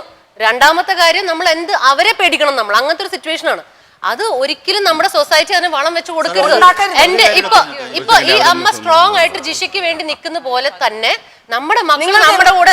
നിങ്ങൾക്ക് എന്ത് പറ്റിയാലും വീട്ടിൽ വന്ന് നിങ്ങളുടെ മാതാപിതാക്കന്മാരോട് പറയാ, നിങ്ങൾ ഒറ്റക്കെട്ടായിട്ട് ഇറങ്ങി തിരിക്കുക. എന്ത് മേലൂട്ടലും ചെയ്ത് അവനെ കൊല്ലണം. പക്ഷെ നാട്ടുകാര് നോക്കുമ്പോ ആ കുട്ടി ഈ ലോകത്തിൽ നാട്ടുകാരെ നോക്കിയൊന്നും ജീവിക്കാൻ പറ്റില്ല. എല്ലാരും തൃപ്തിപ്പെടാനൊന്നും ആരും തൃപ്തിപ്പെടുത്തി അവരൊരു ശക്തമായിട്ട് സാറേ ഈ പ്രശ്നം ചെറിയ പെൺകുട്ടികൾക്ക് മാത്രമല്ല സംഭവിക്കുന്നത്. ഇപ്പൊ ഇവിടെ ഡിസ്കസ് ചെയ്തപ്പോ അമ്മമാരെ മകൻ ചെയ്യണു, അമ്മൂമ്മമാരെ കൊച്ചുമകൻ ചെയ്യണു എന്ന് പറഞ്ഞു. അപ്പൊ ഇത് എല്ലാ വീടിനകത്തും നടക്കുമ്പോൾ അന്യരല്ല ചെയ്യുന്നത്, അവരുടെ തന്നെ ബന്ധുക്കൾ ചെയ്യുന്നു. ഇത് പെൺകുട്ടികൾ, ചെറിയ പെൺകുട്ടികൾ പറയുമ്പോൾ ഒരു അമ്മ എങ്ങനെ സ്വന്തം മകനിൽ നിന്ന് സ്വയം സംരക്ഷിക്കും? ഒരു അമ്മ സ്വന്തം വീട്ടിൽ സുരക്ഷിതയല്ലോ, അല്ലെങ്കിൽ ഒരു അമ്മൂമ്മ സുരക്ഷിതയല്ല, കൊച്ചുമകനെ എങ്ങനെ സംശയിക്കും? അവിടെ ഒരു അവയർനെസ് ആണ് എപ്പോഴും വേണ്ടത്. എപ്പോഴും തൻ്റെ ഗട്ട് ഫീലിങ്സിനെ, തങ്ങളുടെ ഉള്ളിലുള്ള ഒരു ഇൻസ്റ്റിങ്സിനെ വിശ്വസിച്ചിട്ടുള്ളൊരു ജീവിതം. അല്ലാതെ എപ്പോഴും വിൽ പവർ എന്ന് പറഞ്ഞ് അമ്മൂമ്മ എങ്ങനെ വിൽ പവർ എന്ന് പറഞ്ഞ് ജീവിക്കണത് സ്വന്തം വീടിനകത്ത്? അല്ലെങ്കിൽ ഒരു അമ്മ വിൽ പവറിൽ മാത്രമല്ല അവിടെ കാര്യം, ആ ഗട്ട് ഫീലിങ്സ് ഏത് സമൂഹത്തിൽ ഇപ്പോൾ ഏത് പ്രായത്തിലുള്ളവരെ, ഏത് ബന്ധുക്കളെയും, അച്ഛനെ ആയാലും അപ്പൂപ്പനെ ആയാലും അല്ലെങ്കിൽ അനിയനെ ആയാലും സംശയത്തിൻ്റെ കണ്ണുകളോടെ കാണേണ്ട ഒരു സാഹചര്യത്തിലാണ് സ്ത്രീ ജീവിക്കുന്നത്. അവിടെ വിൽ പവർ മാത്രം കൊണ്ട് കാര്യങ്ങൾ നടക്കുന്നില്ല. എങ്ങനെയാണ് ഞാൻ കൃത്യമായിട്ട് ചോദിക്കുന്നത് അതാണ്. മാത്രം വിൽ പവർ, വേറെ കാര്യങ്ങളിൽ നമ്മളുടെ വരുന്ന തലമുറയിലെ ആൺകുട്ടികളെ ചെറുപ്പത്തിൽ തന്നെ ഇപ്പൊ എനിക്ക് ഒരു എന്റെ മോനെ ഞാൻ എപ്പോഴും പറഞ്ഞ അവൾ അനിയത്തിയോട് തല്ലുപിടിക്കുമ്പോൾ ഞാൻ മോനെ അവളെ റെസ്പെക്ട് ചെയ്യണം. പെൺകുട്ടികളുടെ ദേഹത്ത് കൈവയ്ക്കാൻ പാടില്ല. പെൺകുട്ടികളെ എപ്പോഴും റെസ്പെക്ട് ചെയ്യണം, അവരെ ഹെൽപ്പ് ചെയ്യണം. മറ്റുള്ളവർക്ക് എന്ത് വന്നാലും നിന്റെ പ്രായത്തിൽ കൂടിയവരാണെങ്കിലും കുറഞ്ഞവരാണെങ്കിലും അവരെപ്പോഴും ഹെൽപ്പ് ചെയ്യുക, അവരെ റെസ്പെക്ട് ചെയ്ത് ഇങ്ങനെ അവരുടെ എന്നും അവർക്കിങ്ങനെ ചെവിയിൽ ഓതിക്കൊടുത്ത് അവരുടെ മൈൻഡിൽ അതേ വരുള്ളൂ. ഇത് കുടുംബത്തിൽ നിന്ന് തന്നെ സാറ് പറഞ്ഞല്ലോ, കുടുംബത്തിൽ നിന്ന് തന്നെ നമുക്ക് മാറ്റാൻ പറ്റത്തുള്ളൂ. കാരണം ഇത് വരുന്നത് ചെറുപ്പത്തിൽ തന്നെ ചെറിയ ചെറിയ കുറ്റങ്ങൾ കാണിച്ചത് അമ്മ മറച്ചു വയ്ക്കുക, അല്ലെങ്കിൽ അമ്മ അത് കാണാതെ വയ്ക്കുന്നു. അപ്പോൾ അത് വരുമ്പോൾ എന്ത് ചെയ്യും, അവർക്ക് പിന്നെ അത് കൂടുതലായിട്ട് ചെയ്യാനുള്ള ആ ഒരു ടെൻഡൻസി വരുന്നു. അപ്പം അങ്ങനെ ആ ഒരു ഇത് വരുമ്പോഴാണ് എന്നെ പിടിക്കത്തില്ല, ഞാൻ ഇത് ചെയ്ത് പിടിക്കത്തില്ല, അമ്മ എന്നെ തല്ലില്ല. പിന്നെ വലുതാവുമ്പോൾ അവൻ പക്ക ക്രിമിനലായി വരിക. എന്താ അങ്ങ് പറയാൻ വന്നു തോന്നി? എന്തെങ്കിലും പറയാൻ വന്നു? അല്ല, ഈ അധികാരികളുടെ ഭാഗത്തുനിന്നും കൂടെ ചെയ്യേണ്ട ചില കാര്യങ്ങളുണ്ട്. ഇപ്പോൾ ഇന്ത്യയിൽ ഏറ്റവും പ്രക്ഷോഭം ഉണ്ടാക്കിയ സംഭവമാണ് നിർഭയ. ആ നിർഭയ സംഭവം ആ ജസ്റ്റിസ് വർമ്മ കമ്മീഷൻ റിപ്പോർട്ട് വന്നു. ഒരു കേന്ദ്ര സർക്കാരും വേണ്ട രീതിയിൽ നടപ്പാക്കാൻ തയ്യാറായിട്ടില്ല, സംസ്ഥാന സർക്കാരും തയ്യാറായിട്ടില്ല. ജനങ്ങളുടെ ഭാഗത്തുനിന്ന് ശക്തമായ പ്രതിഷേധം വീണ്ടും വന്നു കഴിഞ്ഞപ്പോഴും നിർഭയ പദ്ധതി പ്രഖ്യാപിച്ചു. 1000 കോടിയുടെ പദ്ധതി പ്രഖ്യാപിച്ചതല്ലാതെ ഒരിടത്തും നടപ്പാക്കിയിട്ടില്ല. ഇതാ ഈ പ്രോഗ്രാം കണ്ടുകൊണ്ടിരിക്കുന്ന ആളുകൾ, ഇപ്പോൾ അതിനകത്ത് പെൺകുട്ടികളും പല പ്രായക്കാർ കാണും, പുരുഷന്മാർ കാണും, ഈ പുരുഷ മേധാവിത്വത്തിൽ വിശ്വസിക്കുന്ന ആളുകൾ കാണും. പക്ഷേ നമ്മുടെ സമൂഹത്തിൽ വളർന്നൊരു വൃത്തികെട്ട പ്രവണത, നെറികെട്ടവന്മാരുടെ എണ്ണം കൂടി വരുന്നു എന്ന് സംശയിക്കാനുള്ള സാഹചര്യം നമ്മുടെ നാട്ടിലുണ്ട്.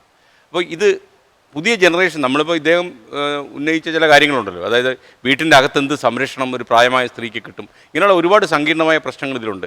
എന്നിരുന്നാലും നമ്മുടെ പെൺകുട്ടികൾ, അതായത് എന്തെങ്കിലും സംഭവിച്ചു കഴിഞ്ഞാൽ പുറത്ത് പറയാൻ മടിക്കുന്ന പെൺകുട്ടികൾ, അല്ലെങ്കിൽ ഒരു പോലീസ് അധികാരിയോട് സംസാരിക്കാൻ മടിക്കുന്ന ആളുകൾ, അല്ലെങ്കിൽ അങ്ങനെ ഒരു സംവിധാനത്തിൻ്റെ സാധ്യത എന്തെന്ന് പോലും ആരായാതെ വീട്ടിൽ പോയി കിടന്നുറങ്ങുന്ന ആളുകൾ, ഇതൊക്കെ ഒരുപക്ഷെ ഇത് പ്രലോഭനമായി മാറും ആൾക്കാരെ കൂട്ടാൻ. അവരോട് എന്താ ഇംഗിത പറയുക? ഇവരോട് ഇപ്പോൾ ഈ പറഞ്ഞത് കുറച്ച് ഡീറ്റെയിൽ ആയിട്ട് പറയേണ്ട കാര്യമാണ്. വീടിനകത്തുള്ള സംരക്ഷണം എന്ന് പറയുന്നത് അതിൽ അവിശ്വാസം എന്താണെന്ന് വെച്ചാൽ, ഒരു ദിവസം ഒരു പാവം കുട്ടി രാവിലെ എണീറ്റ് ഒരിക്കലും അറ്റാക്ക് ചെയ്യല്ല. ദർ മൈറ്റ് ഹാവ് ബീൻ കുറച്ച് സൂചനകൾ ഉണ്ടാവും ഈ കുട്ടിയെക്കുറിച്ച്. അത് കുടുംബ ബന്ധങ്ങളെക്കുറിച്ച് നമുക്ക് വേറൊരു 2 മണിക്കൂർ ചർച്ച ചെയ്യേണ്ട, ആ വിഷയം ഞാൻ മാറ്റി വയ്ക്കുന്നു. അതല്ലാതെ ഉള്ളതിനെക്കുറിച്ച് പറയുമ്പോഴേക്ക് ആദ്യം തന്നെ നമ്മൾ പറഞ്ഞൊരു പോയിന്റ് ഉണ്ട്, സ്വന്തം അയൽവക്കത്ത് പോവരുത് എന്ന് പറഞ്ഞ്, അല്ലെങ്കിൽ കൂട്ടുകാരെ വിശ്വസിക്കരുത് എന്ന് പറഞ്ഞല്ല, എങ്ങനെ വിശ്വസിക്കാം, എത്രത്തോളം വിശ്വസിക്കാം, ആരോഗ്യകരമായ സൗഹൃദങ്ങൾ എങ്ങനെയാണ്, ആരോഗ്യകരമായ സ്പർശനങ്ങൾ എന്താണ്, ആരോഗ്യകരമായി നമ്മൾ എങ്ങനെ ഒരു സമൂഹത്തിൽ ഇടപെടണം. ഇത് ഞാനൊരു വസ്ത്രധാരണത്തെക്കുറിച്ചല്ല പറഞ്ഞു, ആരോഗ്യകരമായ ഇടപെടലിനും അതിനകത്ത് എല്ലാ വിധത്തിലും ഉണ്ട്. ഇപ്പം നമ്മൾ പറയുന്ന ഇടപെടലിനെ കുറിച്ച്, ഈ ഇടപെടലിൻ്റെ മറ്റൊരു വിഭാഗമാണ് സദാചാര പോലീസായിട്ട് നമ്മളെ വേട്ടയാടുന്നത്. അതും വേറൊരു 2 മണിക്കൂർ ചർച്ച ചെയ്യാവുന്ന കാര്യമാണ്. ഇതെല്ലാം ഉപരി നമ്മൾ വീട്ടിൽ നിന്നും സമൂഹത്തിൽ നിന്നും കൊടുക്കേണ്ട ഒരു വലിയ സന്ദേശമുണ്ട്. ഞങ്ങളുണ്ട് നിങ്ങൾക്കൊപ്പം, നിങ്ങളെ സംരക്ഷിക്കാനായിട്ട്, നിങ്ങളുടെ പ്രശ്നം അറിയാനായിട്ട്. അത് ആദ്യം വീട്ടിൽ നിന്ന് തുടങ്ങണം. ഇപ്പം ഈ കുട്ടികൾ മുഴുവൻ പറഞ്ഞതിൽ നിന്ന് ഞാൻ ഈ ഷോ കഴിഞ്ഞ് തിരിച്ചു പോകുമ്പോൾ എൻ്റെ മനസ്സിലേറ്റവും വീട്ടിൽ വരെ ആലോചിക്കുന്നില്ല, വീട്ടിൽ ചെന്നും ആലോചിക്കുന്ന ഇതായിരിക്കാം. സ്വന്തം വീട്ടിൽ കുട്ടികൾക്ക് പറയാൻ പേടി, സ്വന്തം സമൂഹത്തിൽ, അതായത് ഞാൻ വന്ന് ബസ്സിൽ ഇറങ്ങുന്ന കവലയിൽ നിന്ന് പോലും എനിക്ക് പ്രതികരിക്കാൻ പേടിയുള്ള കുട്ടികൾ എന്നാണ് ഉണ്ടായി തുടങ്ങിയത്. ഞാൻ വളർന്ന ഗ്രാമത്തിൽ എനിക്ക് ഒരു പേടി ഒരിക്കലും, ഒറ്റ പെൺകുട്ടിയാണ് ഈ പറഞ്ഞ പോലെ അമ്മയും ഞാനും മാത്രം ഒരു വീട്ടിലാണ്, എനിക്ക് ഒരു പേടി ഒരിക്കലും തോന്നിയിട്ടില്ല. കാരണം ഞാൻ പ്രതികരിച്ചിട്ടുണ്ടെങ്കിൽ ആ ഗ്രാമത്തിലുള്ള എല്ലാവരും എനിക്കൊപ്പം നിൽക്കും എന്നുള്ളൊരു സംരക്ഷണത്തിൻ്റെ പുതപ്പിലാണ് ഒരൊറ്റ പെൺകുട്ടിയായ ഞാൻ വളർന്നത്. എനിക്ക് തോന്നുന്നു എല്ലാ പെൺകുട്ടികളെയും നമ്മൾ ആ ഒരു സംരക്ഷണം വേണം. അത് സംരക്ഷണം എന്ന് പറയുന്നത് സ്ത്രീ സംരക്ഷണമല്ല, ആൺകുട്ടികളുടെ വിഷയം ചർച്ച ചെയ്താൽ ഇതിനേക്കാൾ ഭീകരമായ പലതും നമ്മൾ കേൾക്കേണ്ടി വരും. എല്ലാ കുട്ടികൾക്കും അല്ലെങ്കിൽ എല്ലാവർക്കും തന്നെ, വൃദ്ധജനങ്ങളുടെ കാര്യം പറഞ്ഞാൽ അതിന് നമ്മൾ വേറൊരു ചർച്ച നടത്തേണ്ടി വരും. സംരക്ഷണം ആഗ്രഹിക്കുന്ന എല്ലാവർക്കും നമ്മൾ അങ്ങോട്ടും ഇങ്ങോട്ടും ഒരു കൈ കൊടുക്കാനുള്ള ഒരു മനസ്ഥിതി സമൂഹത്തിൽ ഉണ്ടാക്കിയെടുക്കണം. ഒരുപാട് നല്ല കാര്യങ്ങൾ ചെയ്താലേ ഗോവിന്ദച്ചാമി പോലെ നമ്മുടെ നാട്ടിലെ നരാധമന്മാർക്ക് കടുത്ത ശിക്ഷ കിട്ടൂ. അതിനാകട്ടെ ഭരണാധിപന്മാരുടെ അടുത്ത നീക്കം. മറ്റു വിശേഷവുമായി അടുത്ത ശനിയാഴ്ച ഇതേ സമയം. Good bye.